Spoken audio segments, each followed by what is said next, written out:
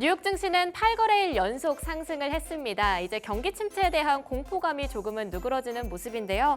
하지만 여전히 방심하기는 이릅니다. 뉴욕 연방준비은행이 공개한 7월 SCE 노동시장 조사에 따르면 고용이 여전히 좀 불안하다라고 하는 어떤 지표를 확인할 수가 있는데요. 4개월 내 실직을 의미하는 평균 실업자 전환 가능성 수치가 4.4%로 2014년 이후에 최고폭을 찍었다고 합니다. 회복 랠리와 공포 변수가 혼재된 상황 속에서 당분간 변동성 장세가 이어질 것이란 분석이 많이 나오고 있습니다. 주의하셔야겠습니다. 미국 증시는 회복 랠리를 이어갔지만요. 어제 우리장 같은 경우는 변동성 장세를 앞두고 다소 관망하는 포지션에 있었는데요. 오늘 우리장은 어떨지 함께 짚어보도록 하겠습니다. 지수 한번 살펴보겠습니다. 어제 코스피 지수 2660선까지 다시 밀려나다가 끝에서 조금 회복하는 모습 보였는데요. 다시 2688포인트 지나가고 있습니다. 코스닥도 함께 보시면은요, 회복을 좀 하고 있네요. 784선 지나가고 있습니다. 외국인의 수급이 오늘 다시 들어오게 될지 함께 짚어봐야 될 텐데요. 매매 동향 함께 보도록 하겠습니다. 먼저 코스피 시장의 매매 동향 함께 보시죠. 외인들이 오늘도 안타깝게 팔자세 보여주고 있습니다. 반면 개인과 기관이 사들이고 있는데요. 거래량이 많이 나타나지는 않고 있는 모습입니다. 빅 이벤트를 앞두고 다소 그 관망 포지션이 계속해서 이어지고 있는 것으로 풀이되고 있습니다. 개인이 406억 원, 기관이 22억 원 정도 사자세 보여주고 있고요. 외인이 397억 원을 순매도하고 있습니다. 코스닥 시장에서의 매매 동향도 함께 짚어보도록 하겠습니다. 어제 외인과 기관 사이에서 매도 물량이 많이 나왔었는데요. 오늘 외국인이 다시 사고 있습니다. 415억 원 매수 우위입니다. 반면 개인과 기관은 팔자세 보여주고 있습니다. 개인이 156억 원, 기관이 181억 원을 각각 팔아치우고 있습니다. 종목 이슈도 함께 짚어보시죠. 먼저 코스피 시장에서의 종목 확인해 보도록 하겠습니다. 삼성전자와 SK하이닉스 어제 8만 전자 그리고 20만 닉스를 앞두고 안타깝게 미끄러졌었는데요. 오늘 다시 터치할 수 있을지 한번 기대해 보겠습니다. 삼성전자 7만 9천 원 지나가고요. SK하이닉스는 19만 9,300원 나오고 있습니다. 각각 1% 거의 3% 가까운 등락률을 보이고 있네요. LG에너지솔루션 보겠습니다. 소폭 올라서 33만 원 지나가고 있는데요. 테슬라 전기차 화재 이슈로 좀 어제 2차 전지와 그런 전기차 관련주들이 타격을 받는 듯 했는데 오늘 LG에너지솔루션 어떨지 현재 보합에 머물고 있지만 오후장까지 함께 보면 좋겠습니다. 삼성바이오로직스 92만 원으로 만 원 떨어졌습니다. 1% 가까운 등락률 보여주고 있습니다. 현대차도 올랐습니다. 25만 7,500원을 지나가고 있는데 기아와 함께 우리 자동차주 흐름 어떨지 함께 짚어보겠습니다. 6위부터 10위 종목도 함께 열어보겠습니다. 먼저 삼성전자와 함께 나란히 올라갑니다. 63,600원 매매가 나오고 있고요. 셀트리온은 0.2% 올라갔네요. 19만 8,000원 지나가고 있습니다. 셀트리온은 미국 FDA로부터 루마티스 관절염 환자를 대상으로 한 자가 면역 질환 치료제 젠펜트라를 임상 3상 시험 계획 승인받았다고 어제 밝혔었는데요. 밝힌 내용에 비하면 다소 아직까지는 오름폭이 아쉬운 모습입니다. 끝까지 함께 지켜보겠습니다. 기아차는 현대차와 반대로 내려갑니다. 10만 3천 원 나오고 있습니다. KB금융과 신한지주, 금융주 함께 짚어보시죠. 어제 대부분 코스피에서 등락률이 크게 떨어지는 모습들 보여줬었는데요. 그럼에도 불구하고 금융주는 꿋꿋하게 올라가 줬습니다. 어제 거의 3% 넘는 등락률을 보여주기도 했었는데 아무래도 이렇게 위태로운 시장 속에서 배당 관련주들이 좀 큰 힘을 불어넣고 있는 것으로 보여집니다. 코스닥 시장에서의 종목 소식도 함께 짚어보겠습니다. 1위부터 5위까지 열어볼게요. 에코프로 나란히 올라가는 줄 알았는데 에코프로 소폭 빠지고 있는데요. 둘 다 등락폭이 크지는 않습니다. 특히 에코프로는 어제 많이 빠져서 시가총액 4위로 좀 내려앉은 모습이 두드러집니다. 각각 17만 3천 원 그리고 8만 5,400원을 지나가고 있습니다. 알테오젠과 HLB 나란히 올라갑니다. 31만 원 그리고 9만 700원이 나오는데 알테오젠의 등락률이 아주 눈에 띕니다. 3.85% 올라가면서 크게 올라가고 있는데요.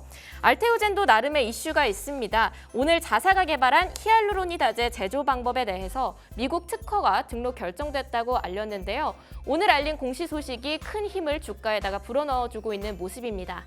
엔캠 떨어집니다. 1.46% 내려앉으면서 3,000원 빠졌네요. 20만 2,000원 매매가 나오고 있습니다. 최근 힘찬 오름세 보이다가 계속해서 외국인의 매도 물량이 대거 쏟아지면서 주가 하락이 이어지고 있는 모습입니다. 6위부터 10위 종목도 함께 짚어보겠습니다. 휴젤 보겠습니다. 휴젤이 7위에서부터 어느 순간 더 올라온 모습이네요. 제일 위에 상단에 어느 순간부터 자리해 있습니다. 28만 7,500원 나옵니다. 소폭 올랐지만요. 그래도 꾸준하게 연이은 강세 보여주고 있는 예쁜 종목입니다. 삼천당 제약 보겠습니다. 떨어집니다. 15만 3,200원으로 내려앉았고요. 반대로 리가켄바이오는 조금 올라가면서 9만 4,400원 나오고 있습니다. 리노공업은 계속해서 빠지고 있습니다. 살짝 AI 관련주에서 올라가다가 여전히 좀 하락세를 그려내고 있는데요. 1.67% 내려앉으면서 20만 6천 원에서 거래가가 나오고 있습니다. 클래시스 소폭 빠졌지만 아직 보합권에 머물고 있습니다. 4만 8,550원 나오고 있습니다. 특징주 함께 짚어보도록 하겠습니다. 먼저 첫 번째 특징주 바로 가온칩스인데요. 가온칩스가 이틀째 아주 강하게 시세를 분출하고 있는 모습 보여주고 있습니다. 현재 13% 올라오면서 5만 4,300원 매매가를 뿜어내고 있는데요. 지난 8일 AI 반도체 개발과 시제품 공급 계약을 또 디벡스와 체결했다는 소식이 알려지면서 한번 주목을 받았었던 적이 있죠. 이번 계약을 토대로 앞으로의 양산 가능성을 좀 염두에 뒀을 때 연말쯤 된다면 대규모 양산 계약 수주까지 기대해 볼 수 있다라는 분석이 나오면서 주가에 훈풍이 불고 있는 모습입니다. 두 번째 특징주 함께 보도록 하겠습니다. 두 번째 특징주는 바로 주연테크인데요. 채무를 상환하기 위해 자금을 확보하고자 좀 자금 조달에 나선다라고 하는 소식이 알려지면서 많은 주목을 받고 있는 종목입니다. 최대 주주와 특수 관계자 등 제3자를 대상으로 24억 규모의 유상증자 공시가 나왔는데요. 아직 공전 중이긴 하지만 그만큼 크게 움직이고 있습니다. 21% 정도 시세 분출하면서 470원 지나고 있습니다. 폭락장에 대한 조정분을 어느 정도 메운 상태지만요. 아직 시장이 더 올라갈 만한 변수를 찾지 못하고 있습니다. 때문에 빅 이벤트를 앞두고 계속해서 지켜보자는 포지션을 취하고 있는 요즘 변동성 장세에 아무래도 잘 주의하셔야겠습니다. 오늘 시황은 여기까지 짚어보고요. 이제부터 런치박스 소식 본격적으로 열어볼 텐데요. 첫 번째 런치 토크에서는요. 신재생주 부활하나라고 하는 주제로 이야기 다뤄보겠습니다. 미국 대선을 앞두고 해리스 후보의 지지율이 급부상하고 있습니다. 아주 눈에 띄게 올라오고 있는데요. 시장에서는 그만큼 해리스 트레이드에도 주목을 하고 있습니다. 대표적인 게 바로 신재생 에너지 관련주죠. 앞으로의 국내 신재생 에너지 관련주들을 어떻게 보면 좋을지 한번 투자 포인트 함께 짚어보고요. 또 원달러 환율이 하락세 그리고 있습니다. 이렇게 환율이 떨어질 때 신재생 에너지주의 매력도는 어떻게 달라질 수 있을지 전문가의 의견 들어보도록 하겠습니다.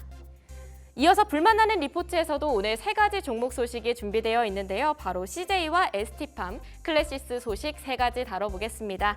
K뷰티와 K식품 요즘 좀 잘 나간다는데 CJ에는 CJ푸드빌 그리고 올리브영이 있죠. 이들이 어떤 활약을 펼치게 될지 함께 지켜보고요.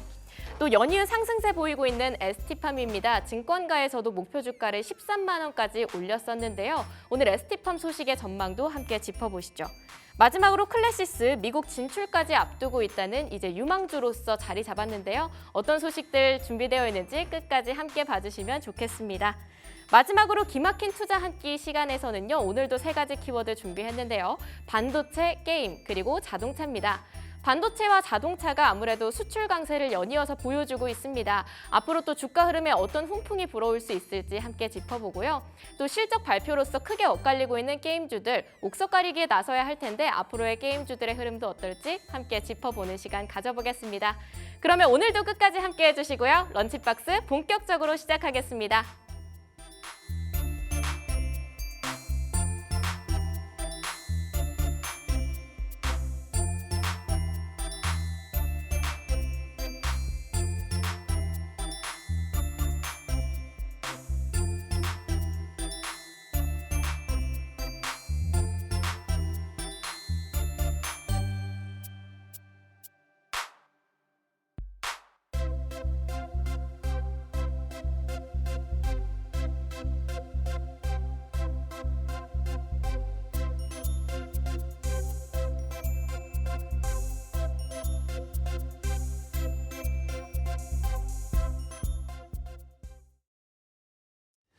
자, 오늘도 런치박스 재밌는 이야기들이 준비가 되어 있습니다. 많은 분들이 또 들어와 계시는데요. 입맛변태님, 남양주 불바다님, 감보노님, 릴리님, 그리고 마크님, 또 이지혜님, 암살자님 많은 분들이 또 들어와 계시네요. 장충동님도 들어와 계시고요. 무지개님도 계시네요.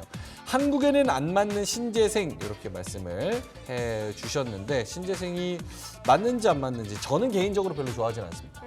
저는 요즘 자동차 관련주 때문에 네. 친환경 쪽으로 좀 관심이 있기는 하는데 그래요? 네, 그래서 오늘 좀 열심히 들어보려고요. 그러면은 그 플라스틱 빨대 이런 거 안 씁니까? 플라스틱 빨대 잘 씁니다.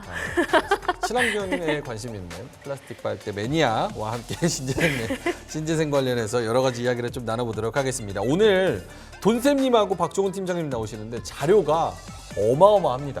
그래서 오늘 공부하면서도 이걸 유쾌하게 전달하는 런치 토크가 될 것 같은데요. 자, 그러면 신재생 에너지 미국의 대선과 맞물려서 어떤 이야기들이 있는지 한번 출발해 보도록 하겠습니다.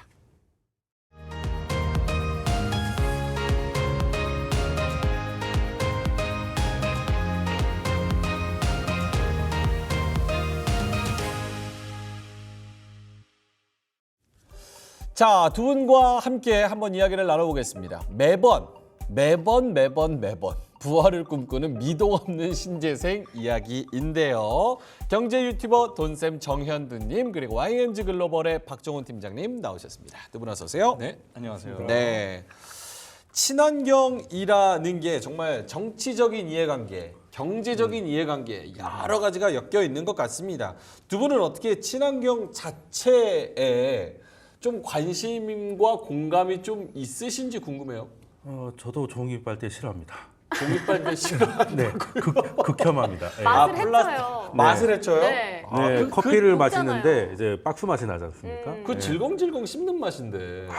골판지를 좋아하시나 봐요. 아, 그거 맛있잖아요. 그 염소였나? 전생이. 저는 그 종이 빨대를 주면 염소라니요, 받아서 쓰면 이게 재고가 소진돼서 또 네네. 주문을 할까봐 받지도 않습니다. 종이빨대. 네, 그리고 저는 이제 그 플라스틱을 줄여야 되는 건 당연성이 있죠. 그런데 문제는 우리가 이제 해양 관련해 가지고 업 관련해 가지고 이제 뭐 그물이나 이런 것들이 문제지. 그렇죠. 우리가 쓰고 있는 이 빨대가 바다까지 간다는 생각을 하기는 좀 쉽지 않고 그래서 저는 약간 성도격서 같은 거를 그러니까 진짜 중요한 거를 숨기고 우리가 이제 뭐 빨대나 이런 데 집중시켜 가지고 오히려 프레임을 좀 꼬우고 있는 거 아닌가 하는 의심을 좀 하고 있습니다. 근데 종이빨대도 저희가 몇 달 전에도 네. 이슈가 됐었던 것처럼 오늘도 정책과 정부 이야기를 되게 많이 할 것 같은데 그렇죠. 종이빨대도 한다 그래서 그거 대량 생산했다가 갑자기 또 플라스틱 빨대 그래도 다시 해라 이래버리면 그리고 종이 빨대가 이제 코팅이 돼서 결국에는 빨대하고 종이하고 둘 다 쓰게 되는 일이 벌어지잖아요. 아니 그리고 맥도날드 가면 요즘에 네. 그 플라스틱 빨대를 없앤다고 위에다가 플라스틱 뚜껑을 아예 얹어서 주더라고요. 그 빨대처럼. 그러니까 네. 빨대를 안 주고 플라스틱 따라 마시기 뚜껑을 좀 만들어서 예. 주는 그 거예요. 오리잎 모양으로 해서 응, 씌워주는 오리잎 모양으로. 네. 근데 플라스틱이 이게 더 많이 들어가는 것 같은데 빨대가 낫지 않나? 약간 이런 생각도 네, 들고. 알겠습니다. 박종훈 팀장은 어떻게 친환경 어떻게 염소세요? 아니면 친환경 어떻게 좋으세요? 아니 제가 지금 네. 미국 정책에 대해서 많이 준비를 해왔는데 네. 빨대부터 얘기해가지고 지금 뭐 어떻게 이거 이야기를 풀어가야 되나 지금 아니 거기서부터 이 연결점을 어떻게 해야 되나 스몰 토크. 스몰 토크 네. 너무 그렇게, 스몰이다. 예. 그렇게 말씀하시니까 저도 연결점을 못 찾겠어서 그냥 바로 들어가 볼게요. 예. 박종훈 팀장님은 바로 야. 해리스 얼굴을 띄워주시면서 요게 캐멀라 해리스 후보의 선거 방향과 그리고 친환경 정책과 이런 얘기를 좀 해주실 것 같은데 일단은 PPT 보면서 해리스는 뭐 신재생에 어떤 입장을 좀 취하고 있습니까? 네, 뭐 지금 뭐 사실 미 정치권에 대한 관심도 또는 뭐 변동성에 대해서도 많은 분들께서 관심이 있을 것 같아요. 왜냐하면 정말 말 한마디 한마디가 증시를 움직일 수 있을 만한 엄청난 파급력이 있기 때문에 그런 건데 지금 뭐 상황을 보게 되면은 사실 과거 트럼프 전 대통령이죠. 예, 트럼프 후보의 피격 사건이 거의 지금 잊혀지고 있는 그런 상황이 될 만큼 네. 해리스 후보의 뭐 엄청난 또 선방을 좀 보이고 있다. 선방이라고 하긴 좀 그렇지만 지지율이 엄청나게 상승하고 있는 상황이다 보니까 사실 그렇게 되면 이제 해리스 후보에 대한 정책에 대해서 지금 관심이 많을 것 같습니다. 그래서 지금 제가 뭐 제목을 레거시 대 뭐 신재생 이렇게 이야기를 했고 오른쪽은 제가 로이터 통신의 지금 가장 최근의 뉴스를 좀 캡처를 해왔는데요. 네. 지금 많은 캠페인에 관련된 분석가들이 어떤 이야기를 하고 있냐면 전략적 모호함을 선택한 것이냐 이러한 얘기를 하고 있어요. 왜냐하면 지금 공화당에 대한 이제 뭐 트럼프 후보는 늘 뭐 러스트벨트 특히나 기존에 있었던 레거시 시장에 대해서 내가 너희들을 살려주겠다. 내가 너희들을 이 산업에 대해서 특히나 뭐 IRA 관련해서도 내가 이 부분을 폐지하겠다라는 이야기를 하고 있었고, 물론 바이든 정부에 대한 공약도 우리가 이제 봐야 될 텐데, 제 뒤에 가서 말씀을 드리겠지만은 지금 카말라 해리스의 정책 방향성에 대해서 많은 분들이 의아해하고 있는 상황입니다. 최근에 이제 에너지 관련된 연설을 좀 보게 되면 약간 좀 모호함을 선택한 게 아니냐라는 그런 의견이 나오고 있는데, 이게 왜냐하면 양쪽의 모든 지지자들에 대한 표를 얻어야 되니까 한쪽의 어떤 스탠스를 취하기가 약간은 좀 애매하다. 뭐 이러한 어떤 분석가들의 얘기가 좀 나오고 있는 상황이에요. 그래서 약간 친환경 물어보면 친환경 뭐 오, 좋지 좋죠. 하면서 한 6000cc 자동차 타고 이제 퇴근하고 그렇죠. 그런 느낌으로 전략적인 모함이 있다. 그런 상황인데, 지금 사실 카말라 해리스 후보의 어떤 선거 방향을 우리가 조금 봐야 될 것 같아요. 네. 그렇게 되면 제가 뭐 물론 이 5가지 이상의 뭐 수많은 어떤 요인이 있겠지만은, 지금 카말라 해리스 특히나 지금 미 정치권에 대해서 관심이 있으신 분들, 또는 앞으로 하반기에 증시에 대해서 관심이 있으신 분들은 이게 카말라 해리스가 자신의 길을 갈 것인가, 또는 바이든의 길을 갈 것인가, 예, 그리고 트럼프와의 차별화를 어떻게 할 것인가, 또는 젊은 유권자와 흑인 유권자를 어떻게 받아들일 것인가, 최초 여성 대통령으로서 내가 어떤 정책을 펴야 될 것인가, 이러한 여러 가지 어떤 수싸움이 있을 것이고, 이 안에 정책적인 투자 아이디어가 분명히 나올 것으로 보여지는데, 제가 노란색으로 바이든의 길에다가 제가 노란색을 칠했잖아요. 네. 사실 지금 바이든 후보가 갑작스럽게 후보에서 후보직을 내려놓게 되면서 카말라 해리스가 그 후보직을 이제 다 돈을 터치 받았잖아요. 그렇게 되면 지금 분석가들의 어떤 여러 가지 공약적인 부분을 봤을 때 뭐 과거에 이렇게 준비해 놓은 그런 시간이 상대적으로 좀 적다 보니까 어쩔 수 없이 바이든의 길을 좀 걷지 않겠느냐. 이미 해놓은 거를 좀 그렇죠. 같이 받지 않겠느냐. 예. 그리고 뭐 지금 뭐 과거에 뭐 오바마 전 대통령의 어떤 지지도 받을 것이고, 여러 가지 어떤 민주당의 그러한 지지를 받는 과정 속에서 결국에는 바이든의 공약을 우리가 다시 한번 체크해봐야 될 그런 상황이 아닐까라고 제가 해서 이제 노란색으로 제가 체크를 했는데, 바이든의 길 이런 거는 친환경 아니에요? 그렇죠. 친환경이죠. 근데 바이든 대통령의 과거 에너지 정책에 대해서 우리가 좀 고민을 해보면 네. 저는 이게 정말 어찌 보면 하나의 어떤 표로서 대변한다고 봐요. 이게 뭐냐면 바이든 정부의 기록적인 오일 생산량입니다. 그러니까 IRA를 나는 앞으로 신재생 에너지를 크게 우리는 투자할 것이고, 이 산업을 우리가 뭐 확장시킬 것이고, 미국이 이 산업의 중심이 될 것이고 하고 있지만, 결국에는 오일 생산량을 지속적으로 늘리고 있고, 수출량을 어마어마하게 늘리고 있고, 엑소모빌, 쉐보론 같은 경우에 실적이 어마어마하게 또 사상 최고치를 경신하는 등의 많은 그러한 레거시, 우리가 뭐 흔히 얘기하는 레거시 에너지 기업들의 어떤 큰 실적의 어떤 증가가 좀 있었거든요. 네, 그러다 보니까 지금 이런 부분에서도 우리가 양쪽을 우리가 어떻게 또 이해를 해야 되는가에 대해서 의문점이 생기는 거예요. 약간 석유를 다 써가지고 아예 빨리 써서 없애버리자, 이런 친환경 정책 아닐까요? 저희 어릴 때 석유 고갈될 때는 고갈론이 늘 있었잖아요. 앞으로 50년 안에 고갈된다 그랬는데, 지금도 맞아요. 50년이야. 근데 그 50년이 계속되고 있어요. 네. 그 이후로 50년이 지났는데 50년 동안 계속되고 있고, 그만큼 시추 기술도 좋아졌고, 아까 말씀하신 대로 그 자료가 알려주는 거는 꼭 바이든 대통령이 그 석유 생산을 늘렸다기보다는 이건 민간에서 일어난 일도 크죠. 예전에는 이제 셰일 오일 같은 거를 채굴 할 때 비용 같은 게 좀 컸다면 이제는 그 사이에 좀 많이 좋아진 부분이 있고, 그리고 인플레이션 시대에선 아무래도 화석 연료에 대한 에너지에 대한 니드가 있었기 때문에 좀 커졌는데, 저도 이제 고민해 보면 신재생이라고 하면 지금 제일 큰 모멘텀이 이제 해리스 프라이싱, 해리스 대통령이 가능성이 좀 높아졌다. 네. 물론 우리가 방송할 때만 하더라도 예전에 그 피격 사건이 있을 때 그냥 거의 전제를 하고 방송을 할 분위기였다가 지금 또 완전히 바뀌었잖아요. 근데 사실 뭐 트럼프는 총알이 비껴갖고, 바이든 대통령은 이제 오바마의 정치적 총알에 맞지 않았나. 그래서 후보 교체가 굉장히 큰 거였는데, 지금 와서 보면 아까 말씀하신 대로 좀 전략적 모호함 이런 얘기를 하는데, 저는 그 말은 그냥 잘 모르겠다는 걸 이제 우아하게 표현했다는 거라고 생각하는 게, 일단 바이든 대통령이라고 하면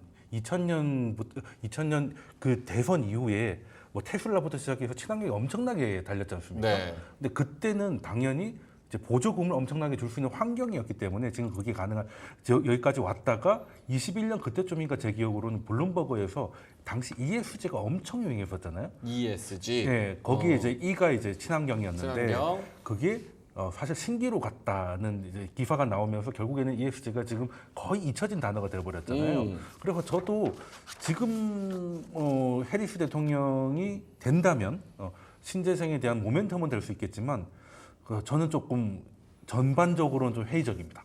아, 친환경에 대해서? 그렇죠. 별로 친환경이란 단어가 말이 안 된다. 오. 저는 에너지 믹스라고 봐야지 친환경이 아니라는 거죠. 와, 트럼프 지지자 같네요.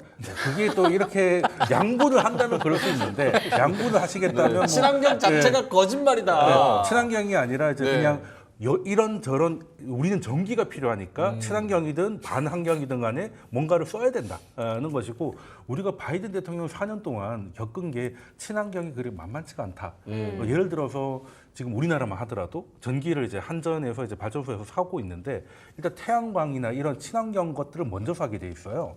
그러다 보니까 적자가 더 쌓입니다. 우리가 흔히 생각하기에는 일단 태양광 같은 거를 설치만 해두면 네. 걔는 그냥 햇빛만 받으면 전기가 나오니까 석유나 석탄보다 훨씬 에너지가 원가가 작을 거라고 생각을 하는데 그렇지가 않거든요. 한전 입장에서는.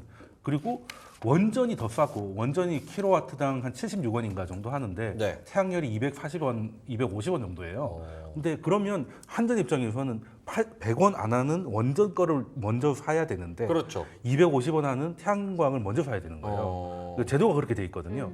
그러다 보니까 더 비싼 걸 사야 되고 이게 결국에는 적자로 쌓일 수밖에 없고 이게 결국에는 이제 소비자한테 전가될 수밖에 없는데 스위스 같은 경우도 얼마 전에 제가 태양광에 눈이 좀 쌓여가지고 하루 정전될 뻔한 적이 있어요. 전기가 부족해서. 그래서 급하게 다른 나라 전기를 하루치 사왔는데 460억이 들었어요.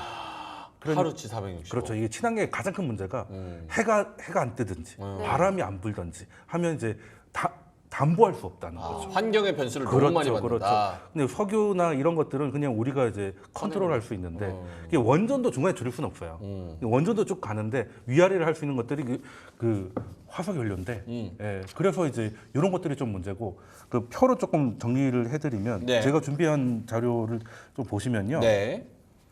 이게 늘 자주 나오는 그런 그 원자력 협회에서 전 세계 석탄에 대한 수요 예측치입니다. 근데 회색이 전망이에요. 근데 네. 앞으로는 떨어질 거라고 이렇게 나와 있잖아요. 그렇죠. 그래서 2050년 정도 되면 2000년 정도의 석탄 수요로 줄어들 것이다라고 나오는데 이거를 매년 추적하시는 분들은 느끼는 게 이게 이때부터 계속 올라가요. 전망치가 계속 올라가면서 결과적으로 줄어들 거라고 하는데 지금 현재치는 계속 올라가고 있어요. 지금 내려가고 있지 않잖아요. 이번 것 23년, 24년 것도 올라갈 것 같아요. 예, 그래서 이게 전망이 맞는 건가라는 의심이 좀 많이 들고 그리고 이게 그럴 수밖에 없는 게 중국의 석탄 소비가 엄청납니다. 이게 우리만 하더라도 우리 어릴 때 연탄 보일러 그리고 연탄재가 길거리에 많이 있었잖아요. 그래서 지금 실제로 연탄 보기가 힘들 겁니다. 그런데 그건 선진국들 이야기고 웬만한 신흥국들은 특히 중국 같은 경우는 석탄이 거의 대부분이라는 거예요.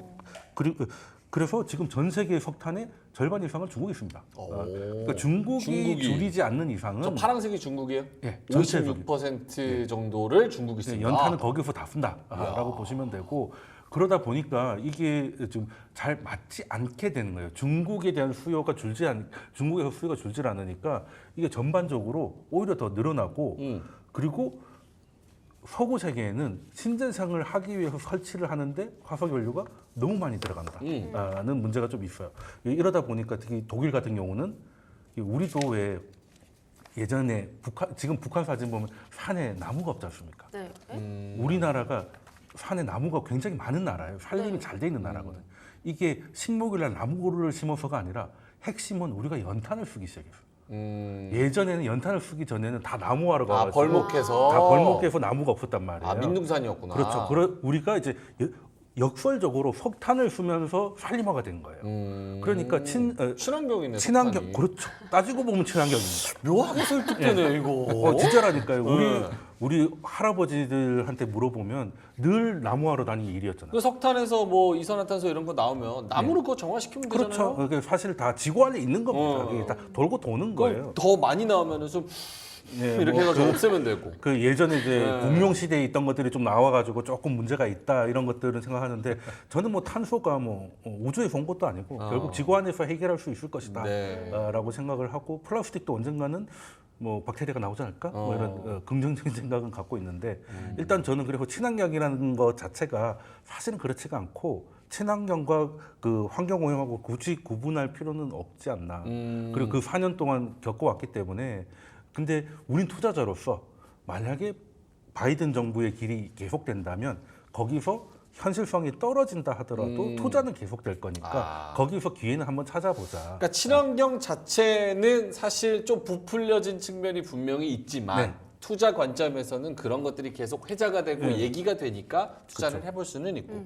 박종훈 팀장님은 어떻게 생각하세요? 이거 해리스 부통령의 정책과 연결지어서 본다면 왜 계속 푸시를 하는 거고 실제로 약간 전략적 모호함을 취하는 그 디테일은 무엇이며 팀장님의 개인적인 생각은 어떠신지? 뭐 일단 뭐 대선이 앞도 있고요. 사실 뭐 시기적으로 그렇게 길지 않은 대선 기간이기 때문에 뭐 길다면 길 수도 있고 뭐 짧다면 짧을 수 있는 대선 기간이기 때문에 그러한 이제 짧은 시간 동안에 많은 유권자들에게 표를 얻기 위한 그런 어떤 전략적인 부분이라고 보여지는데 사실 앞서서 지금 돈센님께서 뭐 잘 설명해 주셨잖아요. 네. 뭐 나무에 대해서 공룡 시대까지 말씀해 주셔서 오늘 뭐 지질학자나 고고학자가 섭외가 됐었어야 됐는데 제가 나와서 제가 그 부분에 더 우리 다 문과죠 여기. 지금. 손가락을 얹을 수가 없어. 내딸 문돌이 네. 무성합니다인데.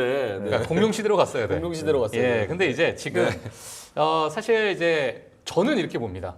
저는 이제 지금의 상황 자체는 뭐 석탄에 대한 수요가 어마어마하고 중국에 대한 수요가 어마어마하고 하다 보니까 지금 여러 가지 문제가 일어난다는 것은 지금 밖에 나가시면 다 알 것 같아요. 날씨가 일단 말도 안 되는 거고. 더워요. 그러니까 여러 가지 이상 기후 때문에 뭐 많은 이제 고통을 받고 있는 상황.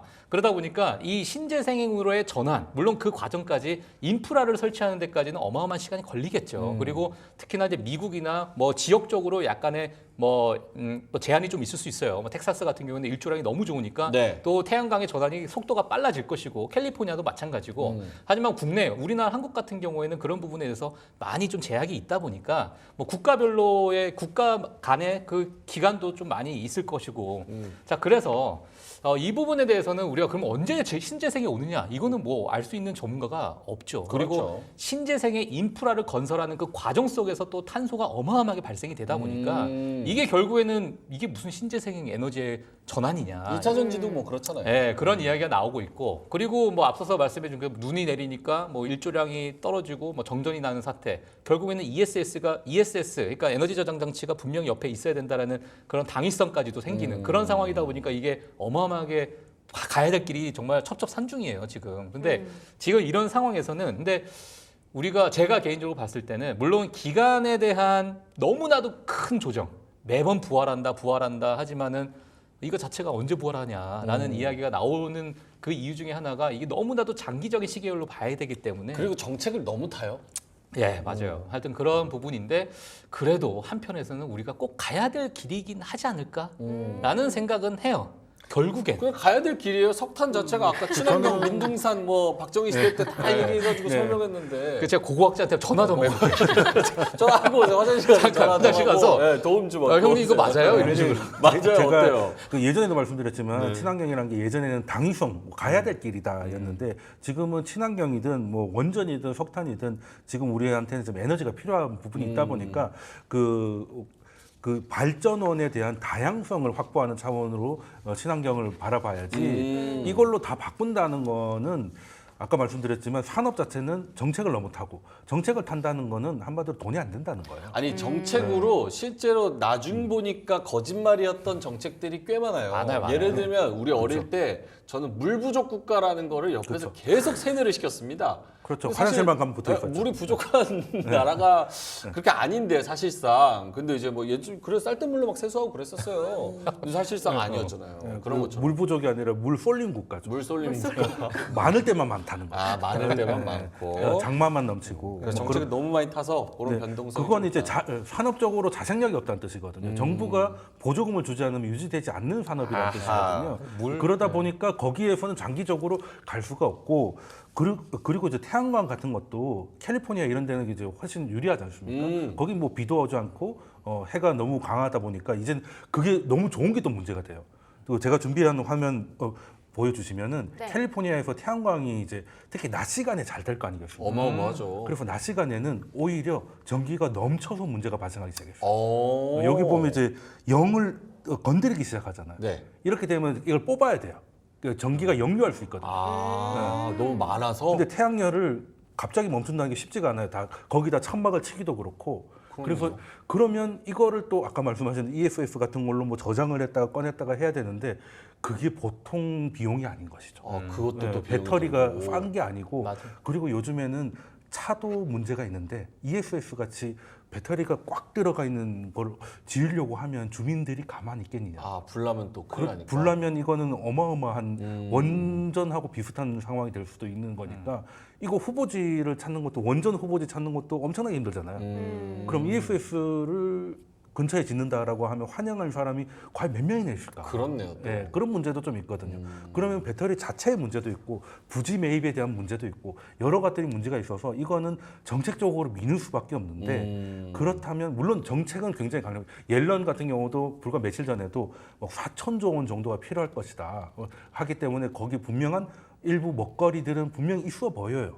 그렇지만 이거는 정책 없이 갈 수 있는 자생력을 아직 갖췄다고 보기는 어려워서 상승이 나오면 이거 실현을 하는 트레이딩 관점에서 좀 봐야 되지 않겠나 저는 생각을 하고 있습니다. 지금 뭐 여러 가지 얘기를 들었는데 저희 제작진이 준비해준 자료를 보면 네. 해리스하고 트럼프의 입장 차이와 관련된 것들을 좀 예쁘게 정리를 해주신 파일이 있더라고요. 네. 보시면 해리스는 확실히 K 재생에너지 관련돼서 계속해서 얘기를 하고 있지만 트럼프 후보 같은 경우는 지금 아까 뭐 돈쌤이 계속 얘기해 주셨던 뭐 환경 변수도 생각해야 되고 산업이 정책을 너무 타고 부지 매입도 어렵고 이러면서 좀 반대의 입장을 취하고 있는 것 같은데 각각 후보들이 뽑혔을 때 어떻게 투자 대응을 좀 전략적으로 짜야 될지가 궁금하거든요. 팀장님부터 먼저 좀 들어보고 싶습니다. 그 각 후보마다 네. 예, 뭐 해리스 부통령이 만약에 뭐 대선에 당선이 된다면 뭐 신재생으로 가야겠죠. 사실 근데 그 사이에 지금 뭐 카멀라 해리스 부통령의 어떠한 발언에 대해서도 이제 어떤 입장을 하는지, 그러니까 바이든의 길을 그대로 따라 고수할 것인가, 아니면 나만의 길을 갈 것인가에 대한 그런 입장 차이도 묘하게 아마 바뀔 수도 있을 것 같아요. 하지만은 방향성은 아마 그래도 친환경 쪽으로 가지 않을까라고 저는 개인적으로 생각하기 때문에 길게 봤을 때. 그렇죠. 예, 그래서 저는 뭐 그런 부분에 있어서는 신재생의 일부 뭐 약간의 뭐 변동성을 좀 줄 수 있겠다라고 보여지고 있고요. 뭐 반면에 트럼프 대통령이 완전히 또 반대이기 때문에 또 IRA에 대한 너무 확고한 의지가 있었어요. 폐지하겠다는 수십 번 얘기했어. 예, 물론 트럼프 대통령 과거에 전 대통령이 대통령 시절 때 그 이야기했던 공약 이행도를 보게 되면 전체 100이라고 치면 한 3% 정도 됩니다. 3%요? 그러니까 얼마나 공약을 이행했는가가 3%에서 한 4%밖에 안 돼요. 우리나라 국회의원보다 떨어지는데? 왜 그러냐면 너무 많은 얘기를 한 거예요. 그래요? 그러니까 공약을 이행한 것도 많지만 만약에 10가지를 이야기를 하고 3가지를 하면 30%잖아요. 그렇죠. 네. 근데 100가지를 얘기하고 만약에 3개 뭐 30% 정도 하면 또 이제 완전 그 다른 거니까 3가지를 얘기하면 그러니까 이제 그러한 부분에 대해서 공약 이행도가 조금 낮은 그런 부분도 조금 낮은 게 아니라 거의 그냥 던지고 보는 건데. 그러니까 본인도 이제 기억을 못하는 그런 거죠. 부분들이 사실 이제 앞으로 트럼프 대통령이 됐을 때의 어떤 여러 가지 정책적인 변화, 가늠을 할 수가 없다라는 그런 평가가 나올 수도 있는데 그 안에서 그래도 IRA에 대한 폐지는 여러 번 얘기했기 때문에 자, 이런 부분은 아마 우리가 완전히 양분해서 지켜봐야 될 것으로 보여지고 만약에 트럼프 대통령 된다면 기존의 레거시 뭐 에너지 기업들이 어느 정도 수혜를 받을 수도 있고 뭐 그렇게 저는 뭐 개인적으로 좀 보고 있습니다. 어찌 보면 좀 단순한 방향인데 그러면 제가 하나 뭐 표를 한번 보면 좋을 것 같아요. 네. 왜 신재생 에너지가 안 가나? 이게 중요하죠. 그 얘기를 물어보려고 그랬는데 아 그래요? 우리 작가님이 질문에서 가장 중요하게 강조해서 써준 게 많이 물렸나 봐요. 뭐 신재생 에너지가 좋은 건 알겠다. 앞에 질문 한참 써놨어. 근데 뭐 좋다고 얘기하겠지. 그러니까 신재생 에너지가 좋은 건 알겠다. 그런데 항상 보면 좋다고 하는 만큼 주가는 못 따라와 준다. 나 맞아. 그대로 읽고 있어요. 이러는 건 이유가 있지 않을까? 무엇이 문제일까? 이렇게 써놨거든요. 뭡니까? 이거 좋다면서 글로 가야 된다면서요. 저도 사실 대본 보면서 네. 그것만 보였어 사실. 딴 건 잘 안 보이고 이거 되게 감정을 실었네 이런 네네. 생각이 이렇게 감정 들었는데. 실어서 물린 사람 많거든요. 예, 저는요 사실 네. 뭐 다들 아시다시피 가격 경쟁이죠. 가격 경쟁인데 그 여러 가지 뭐 태양광 셀부터 해서 여러 가지인데 이 표를 한번 보시면 그냥 이해가 될 것 같아요. 이게 지금 녹색이요. 자, 녹색이면 뭐 솔라 모듈, 뭐 솔라 셀, 그리고 배터리 셀, 뭐 그리고 뭐 양극재, 뭐 전해질, 뭐 여러 가지 시간 신재생에 관련된 모든 품목별 그러한 점유율이라고 보시면 됩니다. 근데 녹색이 지금 밝은 녹색으로 보이는 부분이 중국의 점유율이에요. 근데 이렇게 어마어마한 점유율을 가지고 있으면서 그리고 저가로 이제 가다 보니까 다른 기업들, 특히나 우리가 뭐 중국 태양광 기업에 대해서 관심 있으신 분들이 얼마나 될까라고 했을 때 국내 관련된 뭐 태양광 업체들 다들 아실 거라고 생각이 들고 또 미국의 뭐 대표적인 태양광 기업들 많이 있죠. 근데 그러한 기업들을 우리가 봤을 때 상대적으로 주가가 좋지 못하다 보니까 왜 이렇게 안 가는 거야? 네, 이렇게 우리가 이제 평가를 할 수 있을 것 같고 이건 결국에는 이제 중국의 아주 저가 아마 뭐 이런 부분은 우리 저 딜사이트 런치박스를 통해서 많이 우리가 또 언급을 아마 과거에 좀 했던 것 같아요. 했던 것 같은데 이 표가 아마 그거를 한 번에 또 대변할 수 있는 표가 아닐까 저는 이렇게 보입니다. 아니 테이블이 굉장히 중요한 이야기인 게 지금 친환경에 그 만드는 공급망의 캐파가 지금 태양광 모듈, 태양광 셀, 폴리실리콘, 배터리 셀, 거기다가 풍력 터빈, 수소 이런 것들을 다 진짜 90% 이상 중국이 다 서플라이 체인을 가져가고 있다. 이러면 중국을 생각했을 때 우리가 굉장히 친환경 국가라고 생각하기 어려운데 서플라이 체인은 저렇게 다 가져가고 있다는 게 엄청 충격적이고 또 새롭게 와닿기도 하네요. 예, 그러니까 뭐 에너지 말씀하세요. 저 표하고 아까 제가 보여드린 표하고 같이 보시면 해석이 가능해져요.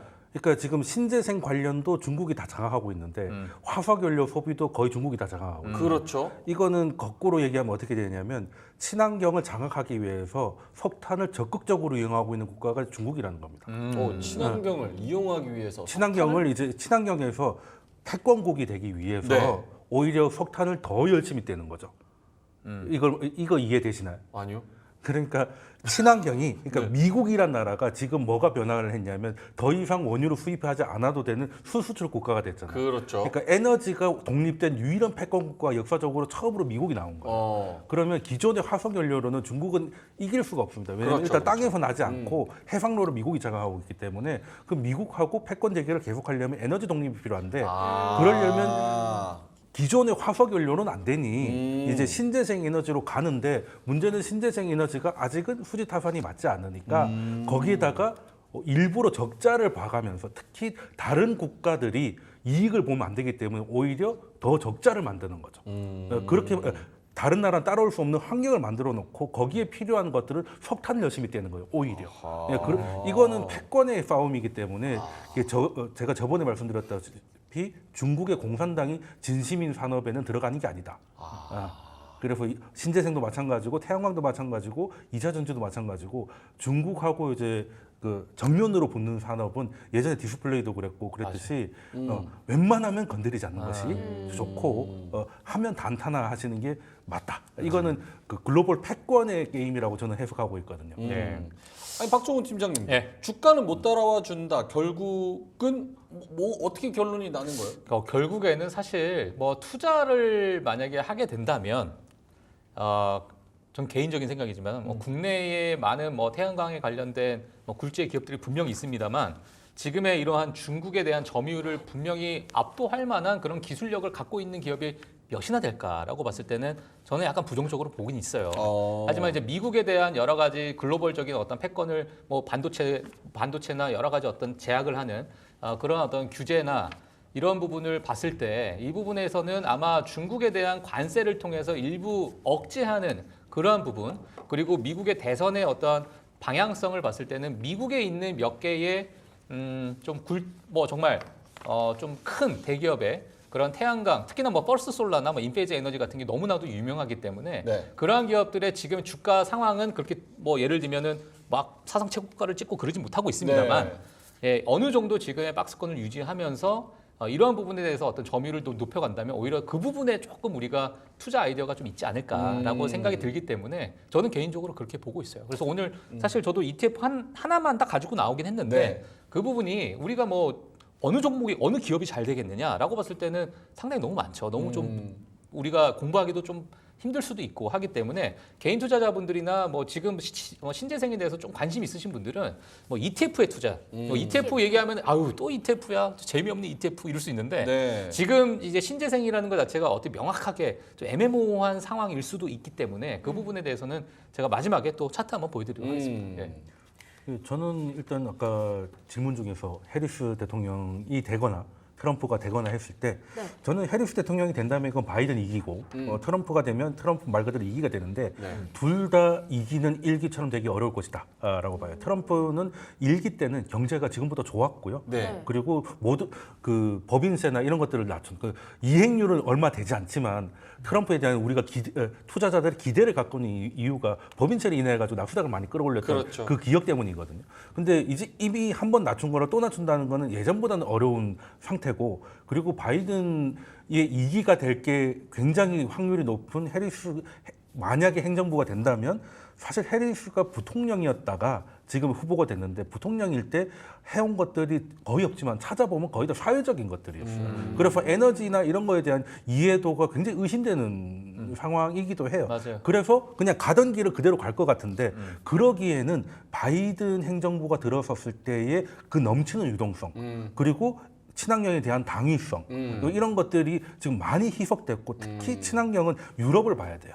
유럽이 진심이었잖아요. 유럽이 진심이죠. 네, 특히 독일이 독일 진심이었는데 풍력 열심히 했어요. 예, 근데 지금 보시면은 좀 많이 줄었죠. 많이 준 정도가 아니고 이렇게 하면 망한다밖에 안 되는 거예요. 그러니까 예를 들어서 프랑스가 가장 원전 비율이 높고 원전을 완전히 탈피한 게 그 독일인데 지금 에너지 탄소 배출량을 보면 거의 3배가 넘어가는 게 독일이거든요. 그럼 이게 거꾸로 된 상황이에요. 그래서 지금 많은 프로젝트가 연기 혹은 지연되고 있어가지고 이런 것들이 계속 이어지기 쉽지 않아서 저는 사실 어떤 행정부가 되냐에 따라서 뭐 한쪽 에너지가 대세를 잡고 하기에는 사실상 많이 여력을 소진한 상태다. 그래서 생각보다 별 변화가 없을 가능성이 높고 신재생은 이제 지금 투자자들은 그냥 언제 잘못 들어가면 재생만 바라게 될 수밖에 없어서 저는 뭐 그런 거 찾지 말고 좀 다른 거 많잖아요. 네, 다른 그 어려운 기술 뭐 이런 거 까지 하면서 신재생 할 필요가 있나? 그냥 주도주 잘 찾아가지고 하면 훨씬 계좌가 좋지 않을까 그렇게 생각하고 있습니다. 그래도 팀장님께서 아까 이렇게 말씀을 하셨어요. 친환경 어쨌든 우리가 걸어가야 될 길이다. 그럼 좀 그렇게 해서 봤을 때 앞으로 좀 신재생 에너지 관련주들 중에서 저희가 좀 바라봐야 될 섹터나 종목들이 있다면 추천을 좀 받고 싶은데요. 네, 저는 뭐 앞서 말씀드린 것처럼 국내 주식, 국내 기업에서는 약간 좀 회의적으로 좀 보고 있어요.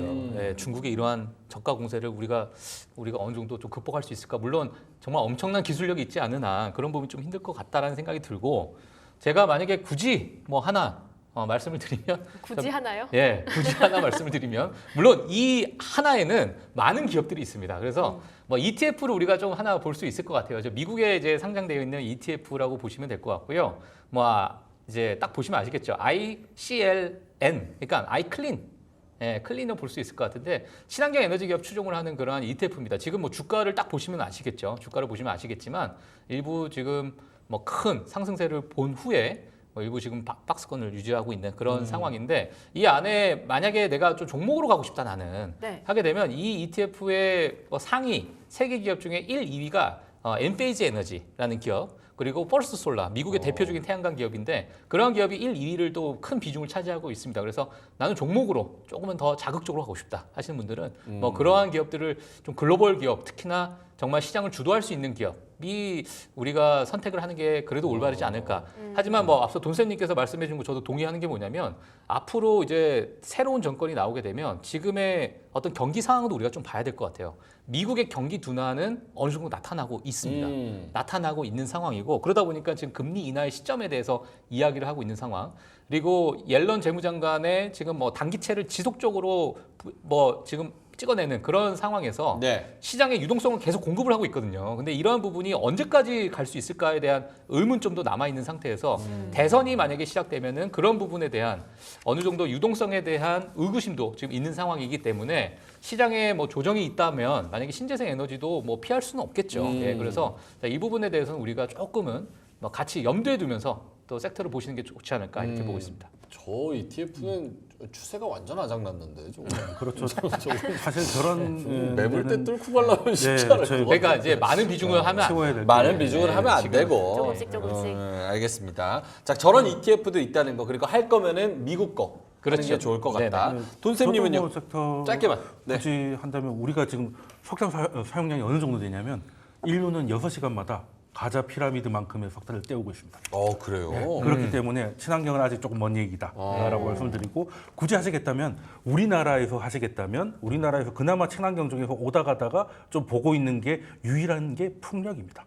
풍력. 굳이 하시겠다면 풍력 쪽에 좀 관심을 가지시는 게 태양열보다는 우리나라에 좀 맞는 것 같다. 특히 이제 예전부터 있었고 지금도 그나마 돌아가고 있는 게 풍력이거든요. 그래서 이번에는 뭐 그 실적도 잘 나와서 좀 다른 것 중에서는 풍력이 좀 나은 상황이거든요. 그런 쪽으로 만약에 신재생에 관심이 있으시다면 풍력 쪽으로 한번 보셔라. 그럼 친환경을 만약에 뭐 돈쌤님 안 좋아하시니까 전통 에너지 쪽으로 간다 그러면 트럼프가 딱 됐어요. 슐름버거, 뭐 할리버튼 이런. 뭐 저는 지금 트럼프가 그냥 기름을 많이 끌어올려서 물가를 낮추겠다는 거거든요. 그 산업을 키우겠다는 게 아니에요. 키우겠다는 게 아니어서 물가를 잡기 위한 하나의 카드로 원유 생산을 늘리겠다는 거거든요. 그래서 그걸로 들어가는 것도 저는 조금 넌센스 아닌가 생각합니다. 친환경도 아니고 전통 에너지에 그렇다고 이것도 뽐뿌질할 것도 아니니까 둘 다 아닌 거고 차라리 다른 쪽을 보자. 그렇죠. 알겠습니다. 친환경 에너지 관련해서 그리고 미국 대선 관련해서 두 분이 너무 좋은 이야기를 잘 해주셨고요. 너무 재밌게 들었습니다. 자, 그럼 두 분과는 여기서 인사를 드리도록 하겠습니다. 경제 유튜버 돈쌤 정현두님 그리고 YMG 글로벌의 박종훈 팀장님이었습니다. 두 분 고맙습니다.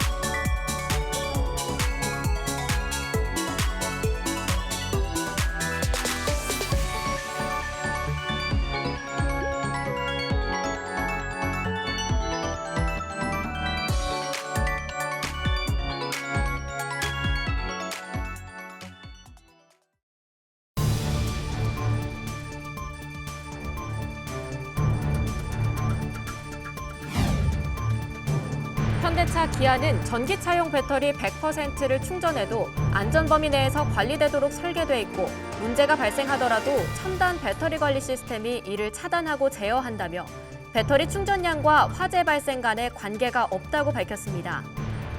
CJ 대한통운은 내년부터 일요일과 공휴일을 포함해 주 7일 배송을 시작하고 택배기사에게는 주 5일 근무제를 도입한다고 밝혔습니다. 삼성 SDS는 다음 달 3일 서울 강남구 코엑스에서 인공지능 비전과 전략을 공유하기 위한 행사인 리얼서밋 2024를 개최한다고 밝혔습니다. 현대건설이 국내 건설사 최초로 독일의 글로벌 시험 인증기관인 TV 슈드 한국 사무소로부터 원자력 발전 생애주기 전반에 걸친 국제 표준을 인정받았다고 밝혔습니다. KB금융은 20일 지난 2분기에 시장 전망치를 웃도는 실적을 기록한 롯데케미칼에 대해 3분기 실적 개선폭이 제한적일 것이라며 목표 주가를 15만 5천 원에서 10만 8천 원으로 하향 조정했습니다. 편의점 CU를 운영하는 BGF 리테일은 한글과 컴퓨터와 인공지능 활용 및 디지털 업무 전환을 위한 업무 협약을 맺었다고 밝혔습니다. 아모레퍼시픽이 뷰티 브랜드 헤라는 지난 8일 태국 방콕의 센트럴 치롯 백화점에서 첫 매장을 열고 태국 시장에 공식 진출했다고 밝혔습니다. 롯데 GRS는 디지털 소외계층을 위해 AI에 기반한 음성 안내를 제공하는 배러형 키오스크를 전국 롯데리아, 엔젤리너스 커피, 크리스피 크림 도넛 등 매장에 순차 도입한다고 밝혔습니다.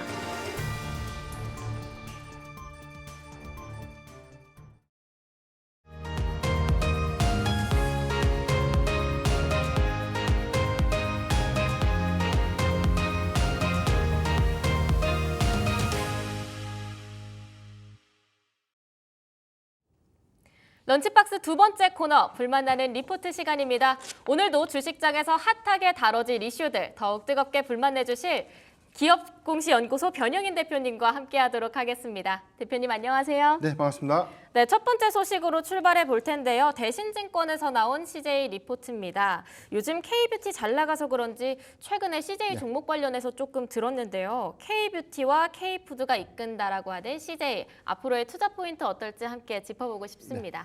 올해 상반기에 최대의 화두, 최고의 테마가 두 가지가 있다면 K푸드 그리고 K뷰티. 두 가지 섹터를 모두 다 겸비하고 있는 종목이 바로 CJ가 아닌가라고 쳐보고 있는데 뭐 세 가지 한 가지를 뭐 덧붙인다면 K컬처까지 이 부분은 아직 뭐 실적이 좀 회복되는 단계이긴 하지만 CJ가 사실 뭐 2분기 실적 발표를 통해서 우리가 좀 전망을 해봤을 때는 이 종속회사의 안정적인 실적 기조를 바탕으로 해서 올해 견고한 실적 흐름들이 좀 예상된다는 것을 다 알고 있었는데 생각보다 실적이 더 좋았습니다. 이게 내용들을 보면요. 전체적인 내용들이 2분기 실적이 6,664억. 그러니까 이 회사 리포트 추정치보다도 그러니까 전망치보다도 약 5% 정도가 더 상회돼서 13.6% 정도가 좀 더 상회됐던 영업이익을 좀 달성을 했는데 네. 전체 매출액이 10조 6천억 원 그리고 영업이익이 6,664억 원을 좀 기록하면서 2분기 안정적인 실적 기조를 유지했는데 상장법인과 비상장사, 뭐 CJ 제일제당, 뭐 CJ 대한통운 여기 뭐 실적 부분에 대해서는 뭐 예상치보다 좀 견고한 실적 흐름들을 좀 보여줬고 비상장사에서 두 곳이 있죠. 올리브영과 푸드빌 이 두 종목 역시 사실 2분기 올리브영의 경우에는 다소 2분기에 실적 피크가 좀 있을 수 있다라는 우려감들이 있었거든요. 네. 왜냐하면 입점이 계속 상당히 좀 많이 좀 진행은 좀 되고 있었지만 그래도 어느 정도에 대한 어떤 실적 정체는 좀 있을 수 있다라는 부분들. 이게 단기 좀 노이즈로 좀 작용을 했는데 막상 실적을 좀 발표하다 보니까 오히려 올리브영이 매출의 24.8%가 증가됐고 네. 순이익이 22%가 증가되면서 시장의 우려감들을 깔끔하게 종식시켰다.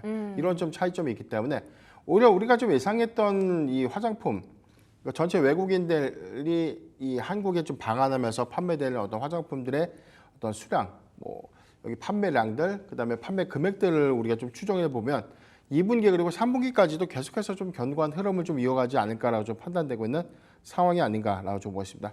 대체적으로 좀 보면 그게 좀 세 가지인데 CJ 제일제당, CJ 대한통운을 포함해서 비상장 자회사 올리브영 푸드빌의 견조한 성장을 시현했고 그다음에 CJ ENM과 CJ CGV의 턴어라운드 효과로 인해서 CJ 그러니까 지주 회사의 지배 가치가 굉장히 높아졌다라고 좀 판단을 하고 있고요. 여기 더해서 이제 뭐 하반기 전망치에 관련된 부분들에 대해서 뭐 입점 부분에 대해서는 뭐 일본과 미국에서에 대한 추가적인 어떤 성장 요인들을 좀 가능하고 CJ 푸드빌의 경우에는 베이커리 부분의 북미 시장 진출 이 부분이 계속해서 성장세를 좀 더 이어가지 않을까라고 좀 전망하고 있는 리포트가 아닌가라고 좀 말씀드렸습니다. 저는 살짝 걱정되는 부분이 K푸드하고 K뷰티는 상반기에도 엄청 잘 나갔잖아요. 네. 제가 어제 궁금해서 CJ 주가를 조금 봤더니 여기서 얘기해준 16만 원 목표 주가를 달성하려면 5월 달에 찍었던 고점을 더 뚫고 올라가야 되더라고요. 그렇죠. 상반기보다 하반기가 더 잘 나간다라는 얘기인 건데 어찌 보면 실제로 그럴 만큼의 이슈가 있을까요? 우리가 실적주를 좀 바라봤을 때 실적에 관련 기대감들이 수반할 때 특히나 실적에 대한 추정치가 더 높으면 주가가 더 상승을 했고 만약에 실적의 추정치를 못 미치거나 만약에 대체적으로 부합만 하더라도 이 부분을 악재로 좀 인식을 했어요. 왜냐하면 그만큼 실적의 추정치 눈높이가 높아졌기 때문에 네. 그래서 우리가 상반기 실적들 보면 화장품이 좋았다는 것도 알고 있고 한국 K푸드도 굉장히 좀 이 외국에서의 어떤 약진 이 부분에 대한 기대치들이 굉장히 좀 커졌기 때문에 아마 3분기 실적이 시장의 전망치를 상회하는 실적을 내지 못한다면 아마 또 한 번 어닝미스로 좀 작용될 수 있는 요인은 있지 않을까. 그런데 저는 이제 CJ의 경우에는 지주회사죠. 그래서 향후에 이 순이익, 그러니까 이익 지표들이 좀 크면 배당 성향이 높아질 수 있고 크게는 기업 밸류 프로그램에 동참하게 될 경우에 자사주에 대한 취득이라든가 소각 같은 것들.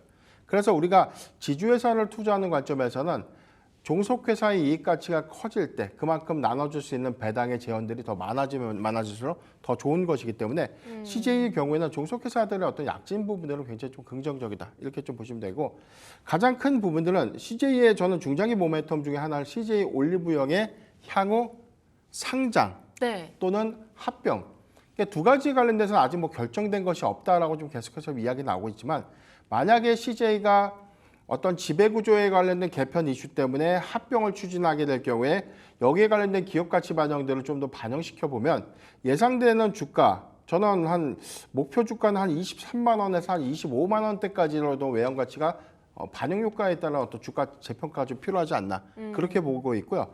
만약에 CJ 올리브영이 상장을 좀 준비한다는 어떤 과정에서는 오히려 상장 기대감들을 좀 가져갈 수 있는 요인인데 이 부분은 아직 뭐 명확하게 좀 결정된 것은 없다. 이게 이익가치 부분에서 CJ의 지배구조라는 어떤 승계 이슈 이런 것들과 좀 맞물려서 CJ 올리브영이 활용될 수 있다는 어떤 전망들이 나오고 있기 때문에 상장에 관련된 기대감보다는 향후에 합병 기대감들을 우리가 좀 중장기 모멘텀으로 좀 지켜보는 것이 맞지 않을까 그렇게 좀 판단해 보겠습니다. 앞으로 좀 하반기에는 CJ 지배구조 이런 승계 이슈에 대해서 좀 집중을 해서 볼 필요가 있겠네요. 네. 그래서 이 부분이 가장 뭐 중장기 관점에서 우리가 좀 주목을 해봐야 되는 포인트가 아닌가 싶고요. CJ 올리브영의 경우에는 지금 2분기에 관련된 출점 목표 여기 뭐 직영점의 숫자도 계속해서 좀 증가되고 있는데 전체적으로 직영점 비중이 1,131개, 가맹점이 223개인데 출점 부분에 대해서 뭐 가맹점을 좀 늘리기보다는 오히려 직영점을 좀 확대하는 전략으로 좀 가져가고 있는 이런 부분들은 CJ 올리브영의 외형 가치를 계속해서 좀 상향시킬 수 있는 움직임들 이 부분을 좀 주목해봐야 되고 이게 아까도 말씀드렸던 중장기 플랜에서는 합병이냐 또는 상장이냐 이 두 가지 모멘텀 안에서 결정이 될 경우에는 CJ의 외형 가치는 또 달라질 수 있지 않나라고 판단해봤습니다. 올리브영과 함께 보면 좋은 CJ 리포트였습니다. 한 줄 평 들어보겠습니다. 네, K뷰티, K푸드 핫한 건 다 하는 CJ라고 정리를 해드리겠습니다. 핫한 건 다 하는 CJ. 그래서 요즘 아주 핫한 것 같습니다. 두 번째 리포트로 바로 넘어가 볼게요. 유진투자증권에서 다룬 ST팜 소식인데요. 사실 제가 여기에서 이제 고백을 하자면 제가 수습 배지 달고 이렇게 했었을 때 방송했을 때 그때 ST팜을 살짝 관심 가져가지고 투자를 해봤었거든요. 그때는 9만 원대였었는데 다시 새롭게 보니까 어느덧 또 10만 원 위로 올라와 있었고 또 목표 주가도 지금 13만 원 정도로 잡아준 것 같더라고요. 그래서 앞으로 되게 잘 나가려나 보다 했는데 또 중장기 관점에서 투자 포인트들이 있다고 해서 좀 관련된 걸 자세히 들어보고 싶은데요. 네, 우리가 ST팜을 바라보면 이 회사는 무슨 회사일까라고 좀 판단해 보는데 우리가 뭐 많이 알고 있는 건 CDMO, 그러니까 의약품에 대한 원료를 공급하거나 의약품을 대신 만들어서 공급하는 위탁 생산을 하는 회사입니다. 그러니까 여기서는 올리고핵산이라는 부분들을 좀 특화되어 있는 mRNA 방식이라고 하는데 이게 우리가 흔히 이야기하는 코로나19의 백신도 mRNA 백신이에요. 그러니까 기존에 우리가 의약품들, 제형제 의약품이라든가 경구용, 그다음에 뭐 우리가 주사형 제형제라든가 모든 의약품의 부분은 mRNA 방식의 백신 형식도 있고요. 그다음에 여기 부분은 정맥 주사형이라든가 피하 주사 제형제 관련해서도 mRNA를 좀 구현을 하는 이제 방식으로 좀 많이들 이제 사용되는 의약품의 어떤 구현 방식인데 네. 이 부분에 대한 올리고핵산이라는 주 원료를 주력으로 하고 있는 회사가 바로 에스티팜이다라고 좀 이해를 하시면 좋을 것 같습니다. 전체적인 목표 주가를 13만 원으로 좀 상향을 했는데 여기에 관련된 추정치를 2025년도 예상 매출액과 영업이익을 각각 9%와 18%를 좀 상향했다. 그리고 2026년도 예상 매출액, 영업이익을 13%와 21%를 상향 조정했는데 올해보다 2025년도와 2026년도에 매출액과 영업이익률에 관련된 기점들을 상향했다는 거예요. 그러니까 이 기대치, 실적이 좀 더 좋아질 수 있다라고 좀 평가를 한 것인데 네. 여기 관련돼서는 크게 이제 세 가지 이유가 있습니다. 첫 번째는 글로벌 파트너십 강화, 렉비어로 추정되는 원료 공급량 대폭 확대. 그러니까 2024년도 대비해서 2배 이상의 렉비어. 그러니까 렉비어라는 약물에 들어가는 원료 의약품을 네. 에스티팜이 공급을 하고 있는데 올해보다 내년에 2배 정도 더 많이 공급을 할 수 있다. 이렇게 좀 배나요? 전망을 하고 있고요. 네. 두 번째는 이 제로네 라이텔로라고 하는 이 약물의 상업화가 이제 곧 시작될 수 있다. 그래서 생산 물량이 증가될 수 있다. 그러니까 이 회사는 원료 의약품을 만들거나 의약품을 대신 만들어서 공급하는 이 부분의 어떤 수익 사업을 좀 진행하고 있는 회사이기 때문에 시판되는 어떤 약들에 대한 허가 그리고 여기서 허가 이후에 의약품을 좀 생산하는 어떤 그런 부분들로 수주량들을 좀 더 증가시킬 수 있는 계기로 좀 작용할 수 있는데 제론이 이제 보유하고 있는 라이텔로라는 이 약물에 대한 상업화 생산이 좀 가능하다라는 부분 이게 두 번째고요. 세 번째는 R&D 부분에 대한 성과로 인해서 HIV 치료제에 대한 임상 2A 이상 결과 데이터를 연말경에 확인 가능할 것으로 기대되고 있다.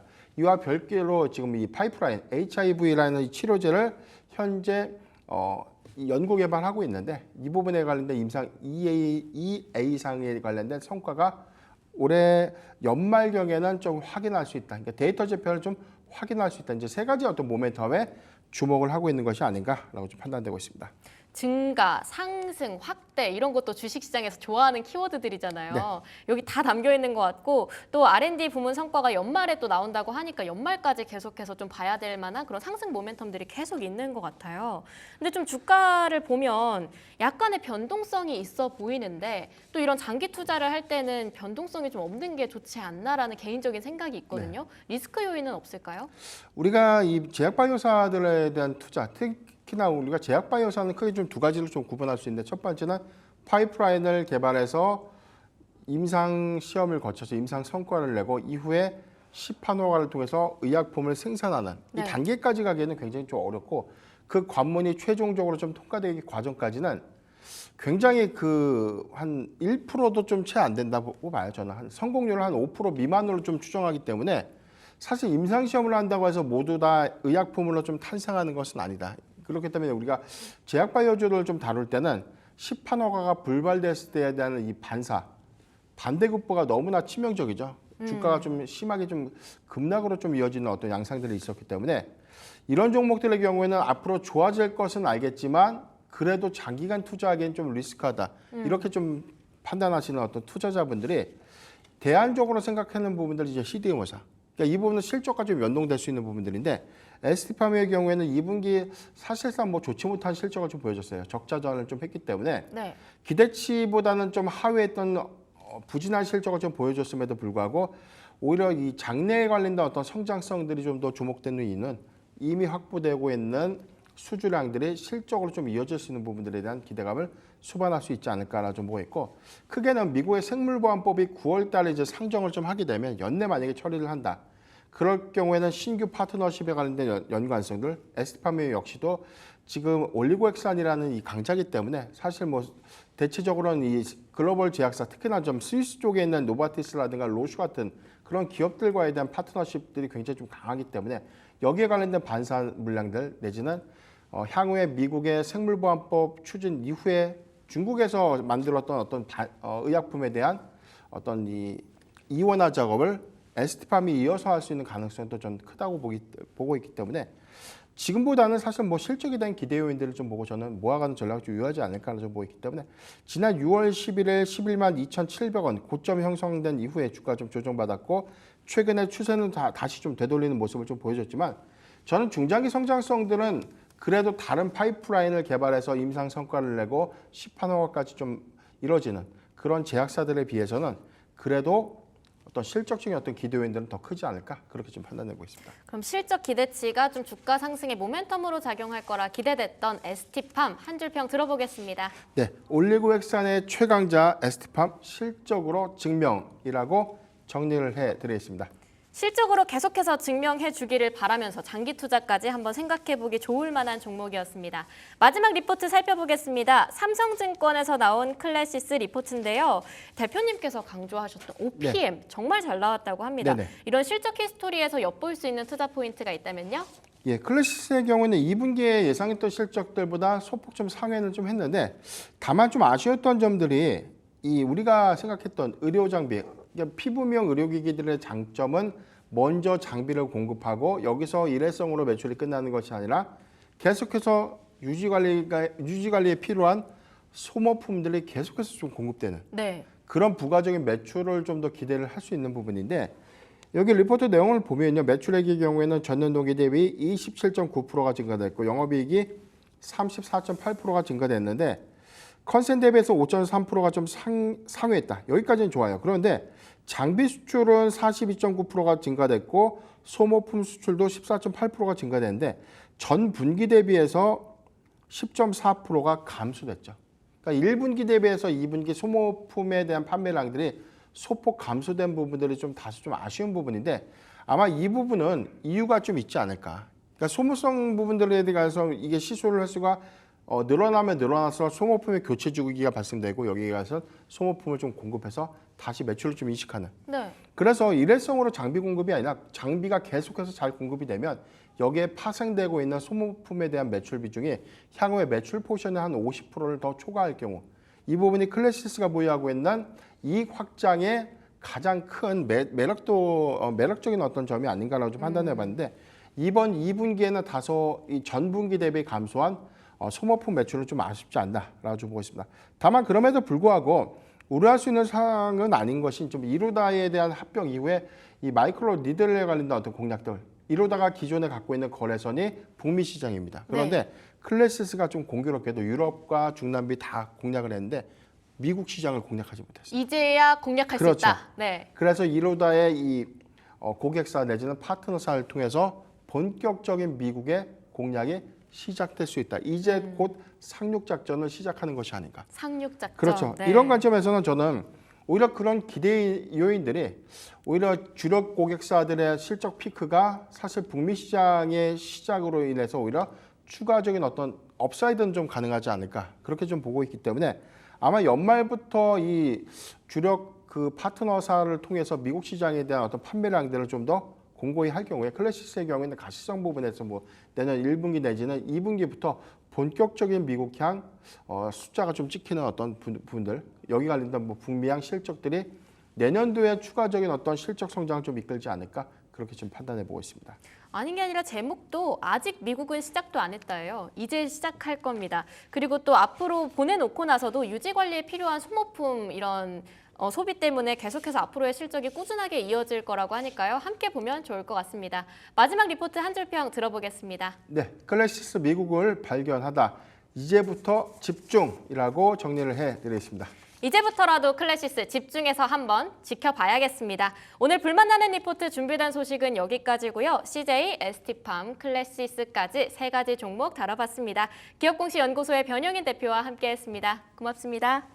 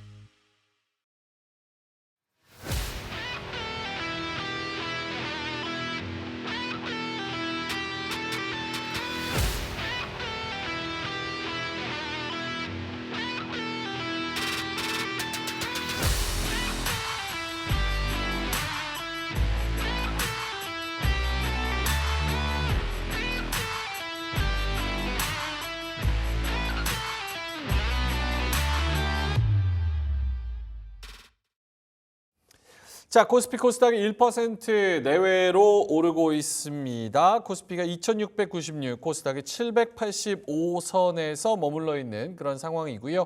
외국인들의 수급도 왔다 갔다 합니다. 지금 마이너스였다가 다시 올라오면서 700억 플러스 코스피 기준으로 이렇게 되고 있고요.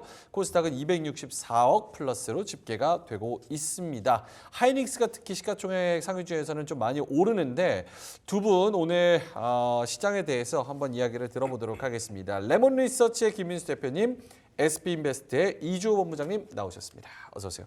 안녕하십니까. 네, 오늘 장에 대해서 짧게 코멘트를 들어보자면 약간 잭슨홀이라는 또 BOJ 총재의 발언 그리고 우리나라 금통위 등등 환율에 대해서도 좀 예의주시를 하면서 여러 가지 좀 수급의 변동성 이런 것들이 좀 있는 시장 같은데 김민수 대표님부터 코멘트를 해주신다면? 뭐 코멘트가 할 게 있겠습니까? 왜 빠졌죠 어제는? 어제요? 예, 그런 느낌이죠. 심심해서. 네. 주식을 심심해서 하시면 안 됩니다. 제가 심심해서 뺀 거 아닙니다. 아. 시장이 알아서 빠진 거예요. 그분들한테 얘기를 하신 거죠? 네네네. 네, 맞습니다. 영어로 하십시오. 네.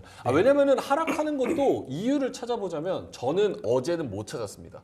환율이 23원 떨어져서 뭐 증시가 떨어졌다? 뭐 환율이 20원 오를 때도 뭐 증시 떨어지고 내릴 때도 떨어지고 오를 때도 떨어지고 뭐 다 떨어지고 가만히 있으면 가만히 있는다고 떨어지고 그래서 저는 이유를 찾는 걸 포기했어요. 그럼 주식부터 하시는. 저 수익권입니다. 그래도 알테오젠, 현대로템. 아 그러세요? 왜 놀랐어요? 똑같은. 예. 일단 지금 중요한 거는 네. 센티가 그만큼 약해졌다는 것 같고요. 음. 거기다가 특히 뭐 어제는 쑥쑥쑥 밀리니까 이제 밀리는 이유 갖다 대고 있죠. 네. 안 보던 엔화까지도 갖다 대면서 엔화 그렇게 움직이는 거, 엔화 강세가 뭐 또 여러 가지 일본 시장까지 여파가 되니까 그렇게 나오는데 네. 그리고 또 뚜껑 열어보니까 미국 시장은 또 잘 가고 있습니다. 그러니까 그에 따라서 다시 한번 저항대 부분 바짝 들어오는 모습들인데 여기 안착해야죠. 예, 중요한 저항대 2,700 안착해야 그 다음에 뭔가 나오겠다라는 부분들로 보여지고 있는데 근데 이제 결국엔 그럴 것 같습니다. 결국에는 달러 약세입니다. 네, 달러 약세 이제 완연하게 들어가고 있습니다. 네. 그러면 신흥국 쪽에서는 기대를 키울 수밖에 없어요. 그렇기 때문에 그 전초적인 모습들이 뭔가 이렇게 막 펼쳐지고 있는 그런 미묘한 구간이라고 생각이 들고 있는데 그래서 결국은 어제도 보니까 이틀째 지금 외국인들은 한 10,000개 선물 말씀 들어오고 있네요. 네네. 그렇게 되면은 준비는 하고 있다. 지금 그 국민체조 중에서 네. 준비 운동 시작. 시작. 예, 그거 하는 단계. 하나, 둘, 거기까지 아직 안 들어왔습니다. 알겠습니다. 예, 그 네. 전 단계. 네. 시작한 단계. 네. 알겠습니다. 이주호 본부장님도 좀 여쭤본다면. 네. 뭐 굳이 말하자면 어제 굳이 빠진 이유는 네. 굳이 찾자면 굳이 찾자면 그냥 차익 매물 좀 나왔다. 그동안 많이 오른 거에 대해서. 왜냐면 그동안 많이 오른 거에 대해서 사실 그걸 많이 올랐다고 표현하면 좀 그런데 인이어 잠깐 빼겠습니다. 8월 그동안 많이 오른 거에 대해서 싸우지 마시고요. 빠진 예, 거에 예. 대비해서 좀 표현이 제가 좀 잘못됐네요. 죄송합니다. 저도 빠진 거 흥분했네요. 대비해서 네. 뭐 많이 오른 거죠 사실. 네. 그렇기 때문에 뭐 미증시에 비하면은 많이 올랐다라고 할 수는 없지만 그래도 어느 정도 오른 부분들에 있어서 차익 매물이 어제 나아졌다라는 점. 사실 보통은 원달러 환율 내려가면은 이제 외국인들이 좀 관심을 가지면서 좀 들어오지 않겠냐 이렇게 생각을 하겠지만 어제 사실 돈이 코로나 쪽으로 다 쏠렸고 맞아요. 밸류업 쪽으로 다 쏠렸는데 근데 그 돈이 어디서 나왔냐? 반도체 쪽에서 쑥 빠져가지고 이렇게 쓱 들어갔거든요. 그러다 보니까 그럼 뭐 어제 왜 빠진 거야? 반도체 쪽에서 매도세가 나왔으니까 좀 이렇게 볼 수 있겠고요. 그게 뭐 원달러 환율 때문이다, 뭐 때문이다 이렇게 하기에는 사실 아직 그거 때문이다라고 판단하기는 좀 어렵고요. 어제 사실 그냥 외국인들이 수급적인 이슈로 인해서 팔면서 그런 식으로 좀 시장이 빠졌다. 이렇게까지만 보시면 좋을 것 같습니다. 그러면 두 분께 한번 요거 여쭤볼게요. 저도 그렇게 생각하기 싫지만 시장이 2,700선에서 저항을 좀 받는 것 같아요. 그러니까 오늘도 개장 딱 하고 나서는 1% 넘게 오르면서 2,704 뭐 이렇게까지 갔다가 바로 빼버리거든요. 그래서 2,700선에서 무언가가 저항이 있나 이런 생각이 좀 들기는 하는데 잭슨홀의 여러 가지 변수들을 앞두고 오늘 좀 오른다, 내 종목이 괜찮다, 오른다라고 치면 어느 정도 현금을 챙겨두고 변수를 소화하자라는 전략이 맞습니까? 김민수 대표님? 네, 현금 비중에 따라 다릅니다. 내가 다 주식만 갖고 있다. 네. 그러면은 이런 때 또 뭔지 모르게 왠지 모를 불안감. 예, 주식만 다 갖고 있게 되면은 이제 거기서 따라서 왔다 갔다 쏠릴 수밖에 없지 않습니까? 네. 그렇기 때문에 조금이라도 현금을 갖고 있는 사람과 아닌 사람들의 차이, 아닌 분들의 차이는 좀 클 수 있다고 보고 있기 때문에 현금 비중, 주식 비중만 100%다. 그럼 조금 줄여서 또 이제 그런 거 있잖아요.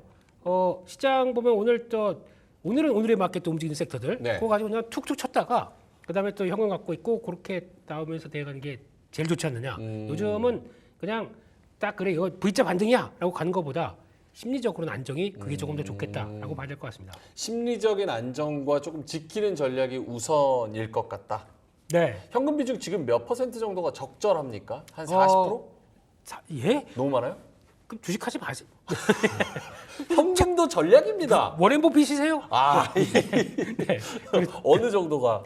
제가 보기에는 아까 이제 그게 능력에 따라 그러니까 약간 좀 내가 대응할 수 있는 능력에 따라 차이가 있습니다. 네. 그러니까 내가 좀 현금 갖고 있는 거 그냥 현금이 아니라 이거 오늘 아마 좀 움직이는 종목들 한번 매매해 보겠어라고 하는 대처 능력이 좀 뛰어나신 분들 같은 경우는 30% 정도 갖고 있다가 오늘 또 이것저것 매매해 보고 그다음에 오늘 닫고 그다음에 현금 갖고 그다음에 내일 넘어가고 네. 그래도 되는데 만약에 그런 거 말고 그냥 저점 매수 한 방향만 아니면 또 계속 시장에 그래도 모아가는 종목과 스타일적으로 맞춰간다라고 하게 되면 그냥 한 10% 20% 정도 그 사이 정도가 가장 적당하지 않을까 싶습니다. 알겠습니다. 이주호 본부장님은 어떠십니까? 좀 지키는 전략, 2,700선에서 내 종목이 오른다면 조금 챙기고 가는 게 맞는 건지. 네, 뭐 좀 저는 이제 이 야수의 심장을 가지신 분들이 만약에 내가 8월 5일 날 좀 세게 샀다. 네. 그래서 지금 수익권이다 하시는 분들은 조금 덜어내시는 게 좋을 것 같고 그래요. 그다음에 나는 뭐 예를 들면 하이닉스 막 22만 원에서 다 사가지고 난 네. 아직도 손실이다. 그렇죠.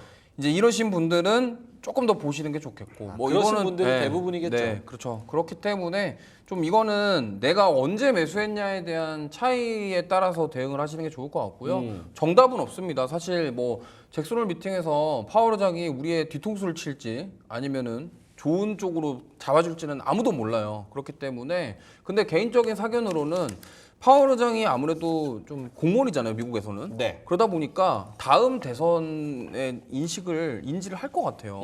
경계를. 왜냐하면 트럼프가 되면은 트럼프는 미국 대선 끝날 때까지 금리나 하면 안 된다라고 했고 해리스는 상관없다고 했거든요. 네. 그러면 파월 입장에서는 그래도 내 밥그릇을 좀 지키려면 그렇죠. 트럼프가 됐을 때도 염두를 해야 되지 않나 이런 생각도 할 수 있다라는 거죠. 네. 그렇기 때문에 지금 연준 위원들도 이런 얘기 합니다. 이게 물가가 내려가는 건 맞는데 우리가 아직 원하는 만큼 안 왔다라는 얘기가 계속 나오고 있어요.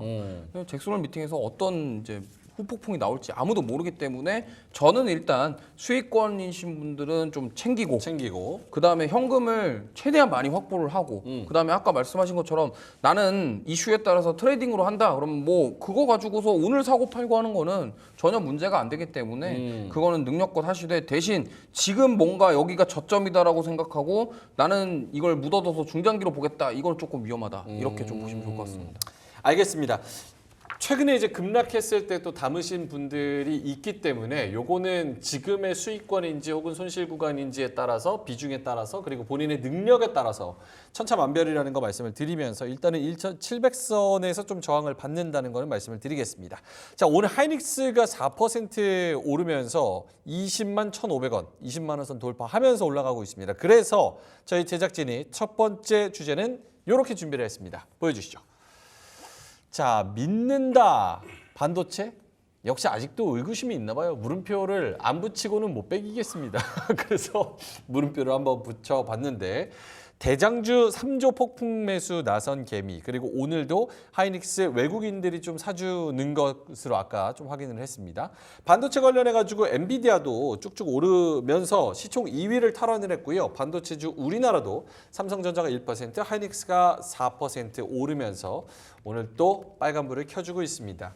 어때요? 믿는다 반도체 할 때 뒤에 물음표 붙여야 됩니까? 아니면 이제 물음표는 좀 빼도 되는 구간이 왔습니까? 근데 신기한 게 믿는다 물음표 반도체 이렇게 안 나오고 네. 예, 믿는다는 느낌표가 들어가 있었어요. 일단 믿음으로 가는 거니까. 그렇죠. 예, 그렇다는 얘기는 제작진 분들께서도 그렇죠. 보유하고 계신 분들이 좀 있으신 거고. 그렇죠. 네. 국민주로 탄생한 이 순간. 그렇죠. 네. 그렇습니다. 이제 20만 원 들어왔습니다. 네. 이제. 네. 그렇다는 쪽으로 봤을 때는 솔직히 지금 그동안에 HBM 관련된 종목들 다 같이 움직이다가 이번에 쭉 한번 빠지고 돌아오는 속도 보게 되면 누가 가장 셌냐면 하이닉스가 가장 셌습니다. 하이닉스. 그러니까 점점 더 선택과 집중을 통해서 관심이 모아지는 쪽은 하나라고 봐야 되겠죠. 그래서 반도체 쪽에 다른 종목들도 다 플레이는 가능하겠지만 네. 그래도 하나를 선택한다 그러면 하이닉스가 맞는 것 같고요. 네, 그리고 또 이번 사이클은 그냥 하이닉스와 반도체 후공정 네. HBM 쪽으로는 좁혀가는 게 더 맞을 것 같은데 근데 그럼에도 불구하고 지금 단기적인 저항대를 이제 막 벗어나려고 시도를 하는 중이죠. 이렇게 되면은 물론 엔비디아 자리 치면은 지금 하이닉스가 22만 원대는 가 있어야 됩니다. 근데 그럼에도 불구하고 약간 주춤하지만 또 한국 시장의 여러 가지 특성을 반영한 자리다라고 봤을 때 결론적으로는 지금 만약에 물론 이제 또 잭슨홀이 어쩌고 다음 주에 또 엔비디아 실적이 어쩌고 불안감은 있겠죠. 근데 그럴 때 흔들리면 더 사겠다라고 하는 또 대응 능력만 있다고 하시게 되면 저는 지금 그냥 고 이상입니다. 알겠습니다. 그럼 반도체 대형주가 나요? 아니면 소부장이 나요? 왜냐면 네. 오늘도 테크윙, 뭐 저 주성도 그렇고 이수페타시스, PSK홀딩스 등등 네. 또 막 7% 8% 올라와주는 종목이 있어서 생각 같아서 반도체 간다고 치면은 소부장도 같이 가면 나는 저쪽에 조금 다시 살아나나라는 생각도 들거든요. 네. 이럴 때는 그냥 잘 아는 거 하십시오. 잘 아는 예, 거 해라. 잘 아는 거 확실한 거. 예, 아. 그게 더 맞는 것 같고요. 그리고 이게 아마 뭐 한미반도체 같은 경우도 지난번에는 가장 셌었지만 지금 축 처져 있습니다. 네. 근데 이때 보통 하이닉스가 이제 약간 탄력을 아니면 뭐 삼성전자도 뭐 거의 비슷하겠지만 탄력 그 각도를 딱 세워서 움직임이 나올 때는 그때는 같이 움직일 겁니다. 네. 근데 지금은 약간 밋밋하게 저항대 완착하고 이제 슥 고개를 드는 타임이기 때문에 그건 좀 차이가 있을 것 같고요. 게다가 또 하나 그 문제가 남아 있을 수 있겠죠. 이제 조만간 삼성전자가 또 전 인류의 숙제 HBM3 또 이제 납품하는 거, 엔비디아 쿨 테스트 끝나서 납품하는 거, 그 얘기 나오게 되면 삼성전자 쭉 하이닉스 혹시나 휘청 이렇게 될 수도 있겠죠. 근데 그럴 때를 대비를 해서 그때도 마찬가지로 하이닉스에 대해서 뭐 기존의 독점적인 지위가 사라진다 어쩌고 저쩌고 말이 많을 텐데 그럼에도 불구하고 출렁이 되면 사보겠다라고 하는 대응 전략 똑같이 이어가시게 되면 큰 무리는 없다고 봐야 될 것 같고요. 특히 이제 각도가 가파르게 움직인다 그러면 그때는 소부장하셔도 됩니다.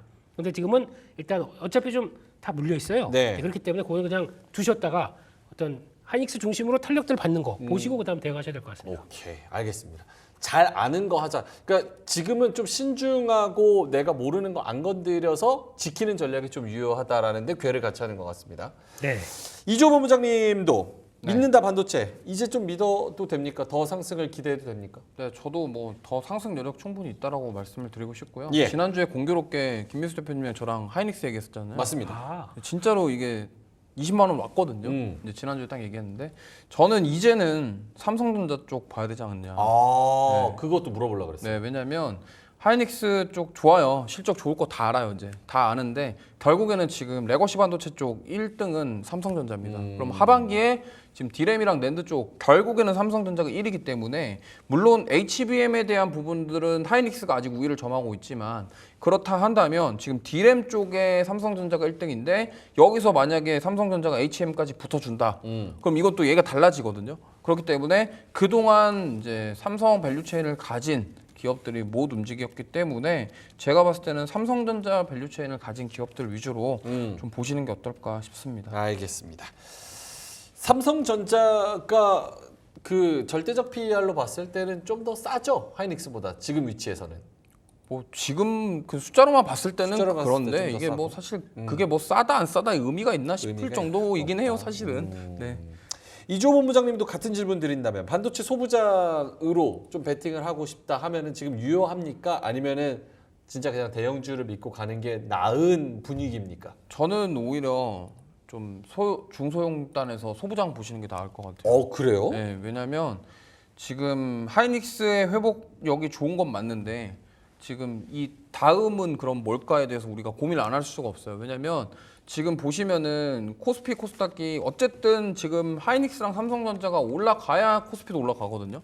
그렇다 한다면 하이닉스가 회복력이 빠르긴 하지만 만약에 여기서 아까 말씀하신 것처럼 삼성전자 갑자기 뭔가 발표를 하는 순간 그때 어떻게 보면은 하이닉스가 가지고 있던 입지가 작아지기 때문에 거기서 분명히 차익 매물이 나올 거란 말이죠. 그러면은 이제 엎치락 뒤치락 하면서 지수도 옆으로 가고 종목도 차별화되고 이러다 보니까 오히려 그러면은 지금 시점에서 들어갈 만한 거는 덜 오른 거 그게 더 낫지 않나 이렇게 생각하고 있습니다. 알겠습니다. 자, 그러면 반도체 관련해 가지고 두 분 종목 라이트하게 하나하나씩만 받고 넘어가겠습니다. 김민수 대표님부터. 다 했는데요. 아까 하이닉스? 예, 하게 되면 좀 심심하지 않습니까? 예, 근데 지금부터는 또 준비해야 될 게 HBM4로 가면서 HBM4. 2026년, 그러니까 1년 이전 뒤입니다. 예, 갈 때 삼성전자, SK하이닉스 모두 다 준비하고 있는 게 하이브리드 본딩입니다. 하이브리드 네, 본딩. 그쪽과 관련된 쪽은 준비를 해서 가시는 게 맞을 것 같고 삼성전자 쪽이 조금 더 유리하다 그러면 이오테크닉스. 예, 그게 레이저 어닐링과 함께 변화가 들어오는 거는 충분히 성과 낼 것 같고 시장에서 관심이 전혀 없는데요. AP 시스템이라고 있습니다.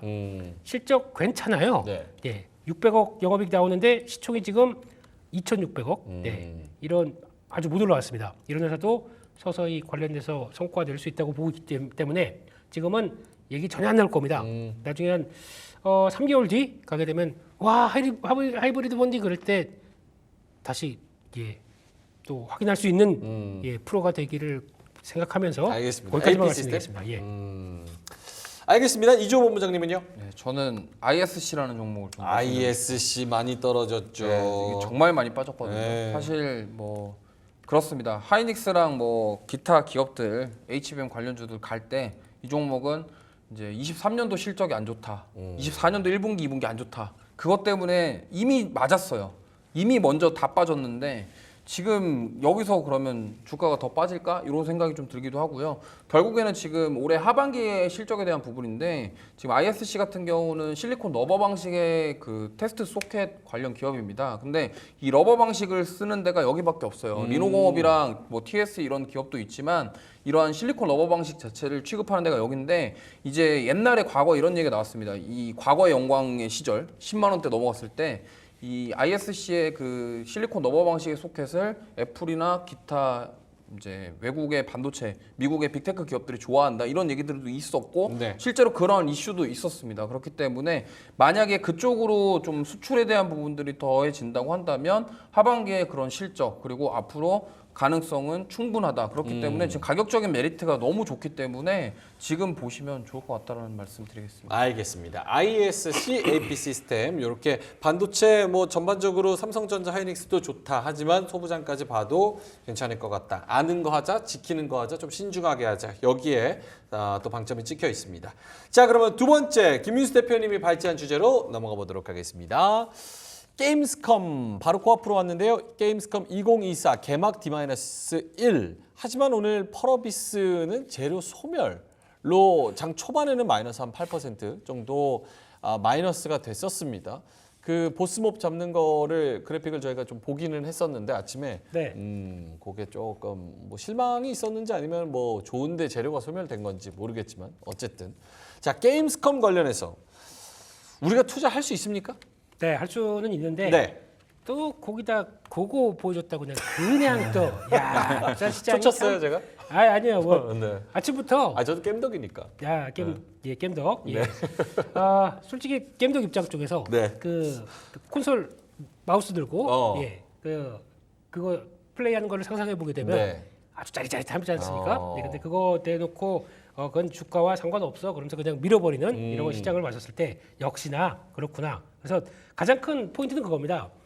달러 약세로 가고 금리 인하가 들어옵니다. 그럼 그동안 고생했었던 소프트웨어 업종 오늘 보니까 또 소프트웨어 관련주 쪽에 그 AI 묻은 쪽들이 좀 더 강하더라고요. 근데 그래도 게임주는 그쪽과 연관시킨다 그러면 금리 인하 시기에 봐야 된다라고 보는 게 가장 큰 포인트고 그래서 원래는 로봇주 하려고 그랬습니다. 오. 잘못 가져왔. 네. 로봇주가 좀 강하긴 한데 그래도 이쪽도 챙겨봐야 된다는 입장으로 보셔야 될 것 같고요. 로봇보다는 게임이 좀 더 메리트 있다고 판단하신 거잖아요. 그럼? 네. 오케이. 그동안 그러니까 성과가 나온다라고 보게 되면은 로봇은 이제 그냥 막연한 성장성이 좀 더 큰 쪽이고 네. 이제 성과가 나와서 신작과 함께 변화가 나온다. 그러면 오히려 숫자가 구체화될 수 있는 거는 한 1, 2년 뒤에는 바로 찍힐 수 있겠다라는 쪽에서 게임주를 조금 더 선호하는데 그런 쪽에서 일단 보시게 되면은 이번에 21일부터 25일 그러니까 이제 글로벌 최대 게임쇼가 됐습니다. 이런 갔다 오셨죠? 게임스컴이요? 예.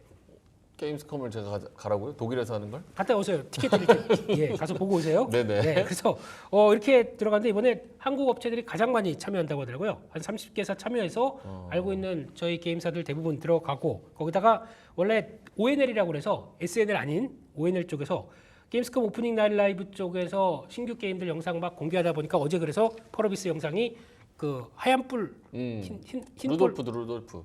화이트 혼 네. 몬스터. 예, 영어로 좀 하세요. 영어로. 아, 예. 그래요? Right? 루돌프 푸들 닮았더라고요. 푸들. 별로 안 세 보여요.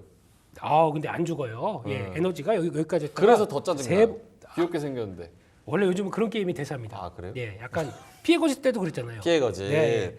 때려도 네, 아무튼 예, 그런 쪽으로 나가오다 보니까 이제 기대감은 이제 나오는 거를 이제 일단 시장은 이용을 했다라고 봐야 될 것 같고, 근데 더 중요한 거는 이번에 저희가 피해 거짓 때만 하더라도 게임스컴에서 상 탔다. 그 다음에 랠리 한번 쫙 나왔었죠. 이번에는 네 개 어워드의 게임이 다 들어가 있습니다.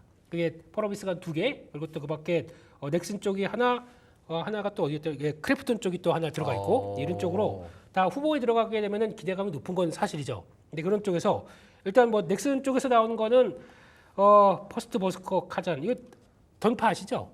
예, 던파에 나왔던 그 빌런 그쪽에 연장된 쪽에서 IP가 확장된다. 그런 쪽에서 콘솔로 나온다고 합니다. 이것도 기대감 높은 거고 크래프톤은 다크앤다커 예전부터 얘기 나왔었던 부분들 이거 이제 또 시연이 들어갈 것 같고 게다가 인조이 네, 요거는 아마 좀 게임 안 하시는 분들 좀 아마 기대감이 좀 높지 않을까 싶어서 이런 것들 아마 또 그게 배경들이 다 한국 배경입니다. 그래요? 한국 편의점, 한국 사무실, 한국 거리 이렇게 왔다 갔다 하는 거 보니까 요거는 한국관광공사랑 같이 협업하면은 그런 거 좋네요. 네, 요거는 좀 성과 나오지 않을까. 게임하던 사람이 한국 가고 싶어지잖아요. 예. 그렇죠, 그렇죠. 예, 가서 컵라면 먹습니다 편의점에서. 네, 맞아요. 이런 것들. 오다리랑. 네, 예. 오다리? 아이, 그냥 빠유. 빠유, 빠유랑- 바나나 우유. 예. 그렇게 가기 시작하게 되면 빠우유라 그래요? 뚱빠라 그러잖아요. 뚱빠. 뚱뚱한 바나나 우유.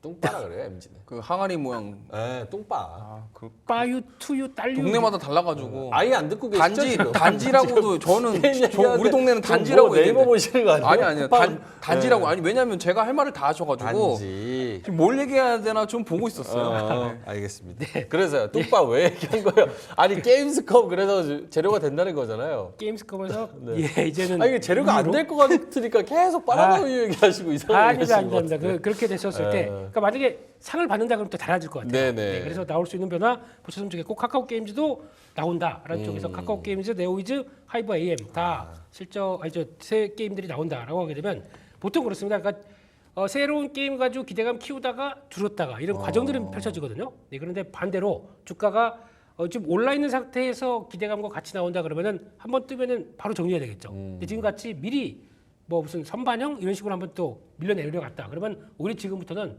이게 더 나은 것 같아요. 차라리 자리 차지하고 어느 정도 좀 지지권 받을 때 또 들어가 볼 수 있는 흐름들 챙긴다. 그게 더 낫지 않나 생각되고 있습니다. 단지라 그러네요. 단지 우유라 그런다 그래요? 단지 단지 우유. 제가 그렇게 말씀드렸잖아요. 그렇네. 어떻게 그래. 그거 아셨어요? 단지 모양이라고 해갖고. 알겠습니다. 아까 저 네 종목 중에서 네. 요것만 딱 하고 넘어갈게요. 아까 저 네 종목 중에서 일단 펄어비스 네. 가버렸고 네. 넥슨은 뭐 넥슨 게임즈 버리고 크래프톤하고 카카오 게임즈 네. 2개 남는 것 같은데. 아닙니다. 넥슨 게임즈도 이번에 괜찮아요? 퍼스트 디센던트 이쪽에 스팀에서 계속 10만 명 단위로 유지가 돼 있습니다. 그래요. 그렇기 때문에 아마 실적은 괜찮을 것 같아요. 그러니까 이런 거는 훅 밀리게 되면 바로 기회다라는 쪽에서 노려보셔도 될 것 같고 게다가 또 펄어비스는 이런 자리면 이제 추가로 한 번 더 밀린다. 사볼 수 있는 자리고 가장 단단한 건 크래프톤이겠죠. 크래프톤. 네. 저 중에서 일단은 낚싯대를 놓고 한번 노려보자라는 의미로 그렇죠. 네 가지를 예. 좀 줄여주셨습니다. 맞습니다. 알겠습니다. 자, 게임스컴 관련해 가지고 2024 개막 디마네스원 독일에서 열립니다. 요거 관련해 가지고 펄어비스는 뭐 재료 소멸이라는 얘기로 오늘 떨어지기는 했는데 어쨌든 개막하고 나서 상을 누가 받는지 그리고 어떤 상을 받는지에 따라서 또 주가가 한번 튈 수 있으니까 게임스컴 한번 지켜보시면 좋을 것 같습니다. 요거 넘어갈게요. 네. 게임 저희 뭐 얘기 많이 했으니까.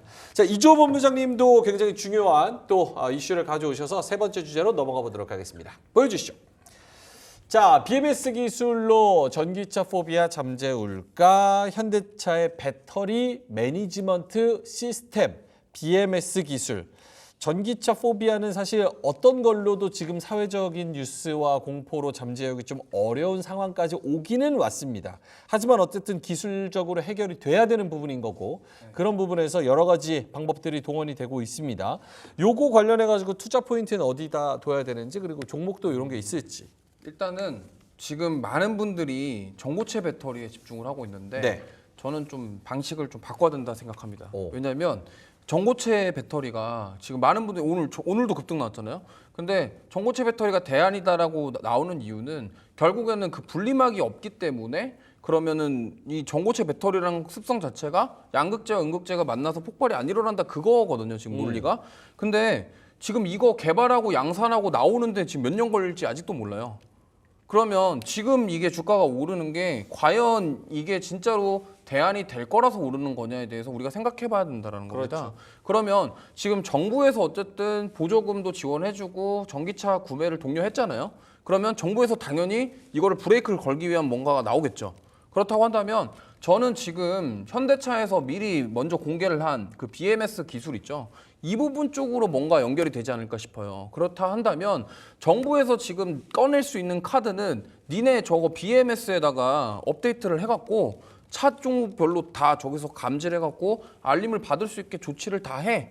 펌웨어 업데이트를 다 해. 이 얘기가 나올 거라고 저는 생각을 하고 있고 사실 현실적인 대안책은 이 부분이 아닐까 저는 생각합니다. 물론 전고체 배터리가 대안책이기도 하겠지만 지금 시장에서 갑작스럽게 전고체 배터리가 정부에서 막 우리가 투자금 지원해줄게 뭐 해줄게 해가지고 갑자기 뚝딱 나오는 게 아니잖아요. 그러다 보니까 오히려 저쪽으로 우리가 집중을 해야 되지 않겠냐. 그렇다 한다면 만약에 이제 정부에서 뭔가 법을 다시 개정을 하고 바꿔서 BMS 쪽으로 건든다고 한다면 우리는 저쪽으로 봐야 될 것이고 그렇다고 한다면 지금 또 하이브리드카 관련주들도 계속 올라가고 있거든요. 그렇기 때문에 그러면 전기차 포비아 속에서 하이브리드 차가 더 많이 팔리고 지금 잘 팔리니까 네. 그럼 하이브리드 차 쪽으로 볼 것이냐 아니면은 우리가 이 BMS 관련주가 뭔지를 찾아서 그쪽으로 투자할 것이냐 뭐 이렇게 접근하시면 좋겠고 아 나는 그건 모르겠고 나는 오늘만 산다 잔잔바리다 네. 그러면 이제 전고체 배터리 한번 전고체. 가보시는 것도 방법이긴 하죠. 근데 이거는 사실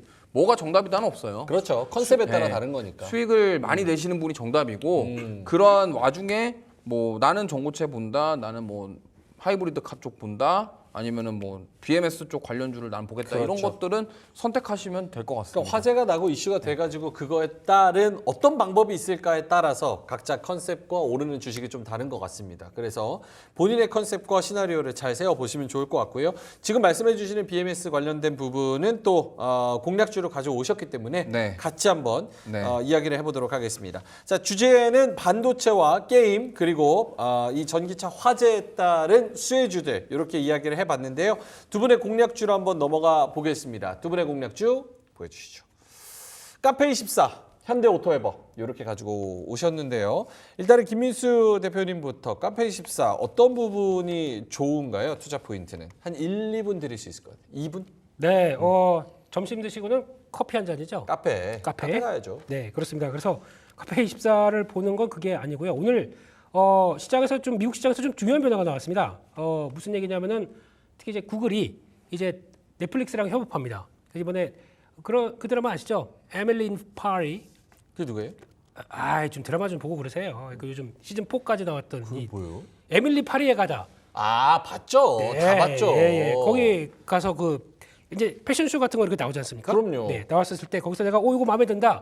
구글 렌즈 기술을 통해서 렌즈 기술. 그 넷플릭스랑 연결시켜서 바로 쇼핑으로 넘어갑니다. 야, 세상 좋아졌어. 좋아졌습니다. 이렇게 가기 시작하게 되면 나머지 OTT 사랑도 연결이 되기 시작했죠. 한국에서는 누가 할 겁니까? 한국에서 카페24. 카페24가 중요한 카페24 역할을 할 수 무조건 있겠죠. 해야죠. 네. 그래서 그런 관점으로 간다라고 하게 되면 성장의 기대감 높다. 이것도 마찬가지로 금리 인하가 된다고 하게 되면 성장주 개념으로 바라볼 수 있는 종목이기 때문에 흑자 전환했고 앞으로 턴어라운드 가속화된다. 이제 거의 뭐 구글이랑 손잡고 있는 회사이기 때문에 네. 아마 레벨업 이번에 36,500원대 저항대 돌파하느냐가 관건인 것 같고요. 안착하게 되면 지난번 고가 때 넘어갈 것이다. 한 45,000원대 목표가 삼을 수 있을 것 같고요. 손절가는 32,500원으로 말씀드리겠습니다. 알겠습니다. 카페24 목표가 45,000원, 손절가 32,500원. 유튜브 쇼핑 요것도 카페24가 담당해서 하고 있고요. 성장에 대한 기대감 플러스 구글 렌즈 기술 통해서 그리고 넷플릭스 OTT 이렇게 딱 찍어가지고 저 사람 입은 거 뭐야 해가지고 검색해서 또 살 수 있고. 이거 시장 남대문 시장 남대문 시장. 예. 카페24 그런 것도 나오나요? 나올 수는 있습니다. 나올 수 있습니다. NAMDAE 아하, 예. 남대문. 예.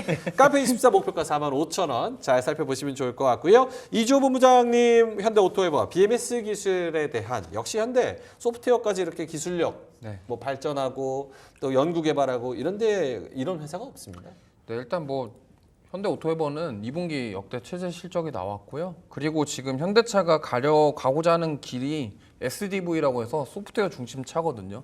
당연히 그거에 대한 수혜를 받을 가능성이 높고 결국엔 자율주행이랑 엮일 것이다. 그리고 이번에 말씀드렸던 BMS 같은 경우는 이 펌웨어 업데이트를 해야 돼요. 그럼 네. 결국에는 이 현대오토웨버와 연결이 안 될 수가 없거든요. 보통 BMS를 현대모비스에서 담당해서 하고 있지만 결국에는 그 펌웨어 업데이트 하는 데 있어서 지금 현대오토웨버랑 상관관계가 있다. 옛날에 펌웨어가 뭔지 모르시는 분들을 위해 네. 설명드리면 TV 킬 때 리모컨이 펌웨어입니다. 그래요? 그러니까 쉽게 말하면 저거를 차에다가 이렇게 딱 하드웨어를 박잖아요. 그러면 우리 일반 데스크탑처럼 내가 업데이트 하고 싶을 때마다 막 실행 파일을 실행해가지고 업데이트를 할 수가 없어요. 네. 그럼 그거를 가능하게 해준 게 펌웨어거든요. 그렇기 때문에 옛날에 차에 옛날 차들 USB 꽂아가지고 내비 업데이트 하던 시절 기억나십니까? 프라이드 에스프레소 시절에 노방 있고. 시동 켜놓고 야, 2시간 걸려요. 그때 어마어마했는데. 그때 그랬잖아요. 옛날에. 네, 그랬죠. 그게 이제 펌웨어 업데이트를 그런 식으로 했던 거예요. 근데 요즘엔 당연히 그렇게 안 하겠죠. 그러면 이제 어떻게 되냐면 이런 BMS에 대해서 소프트웨어를 적용시켜가지고 네.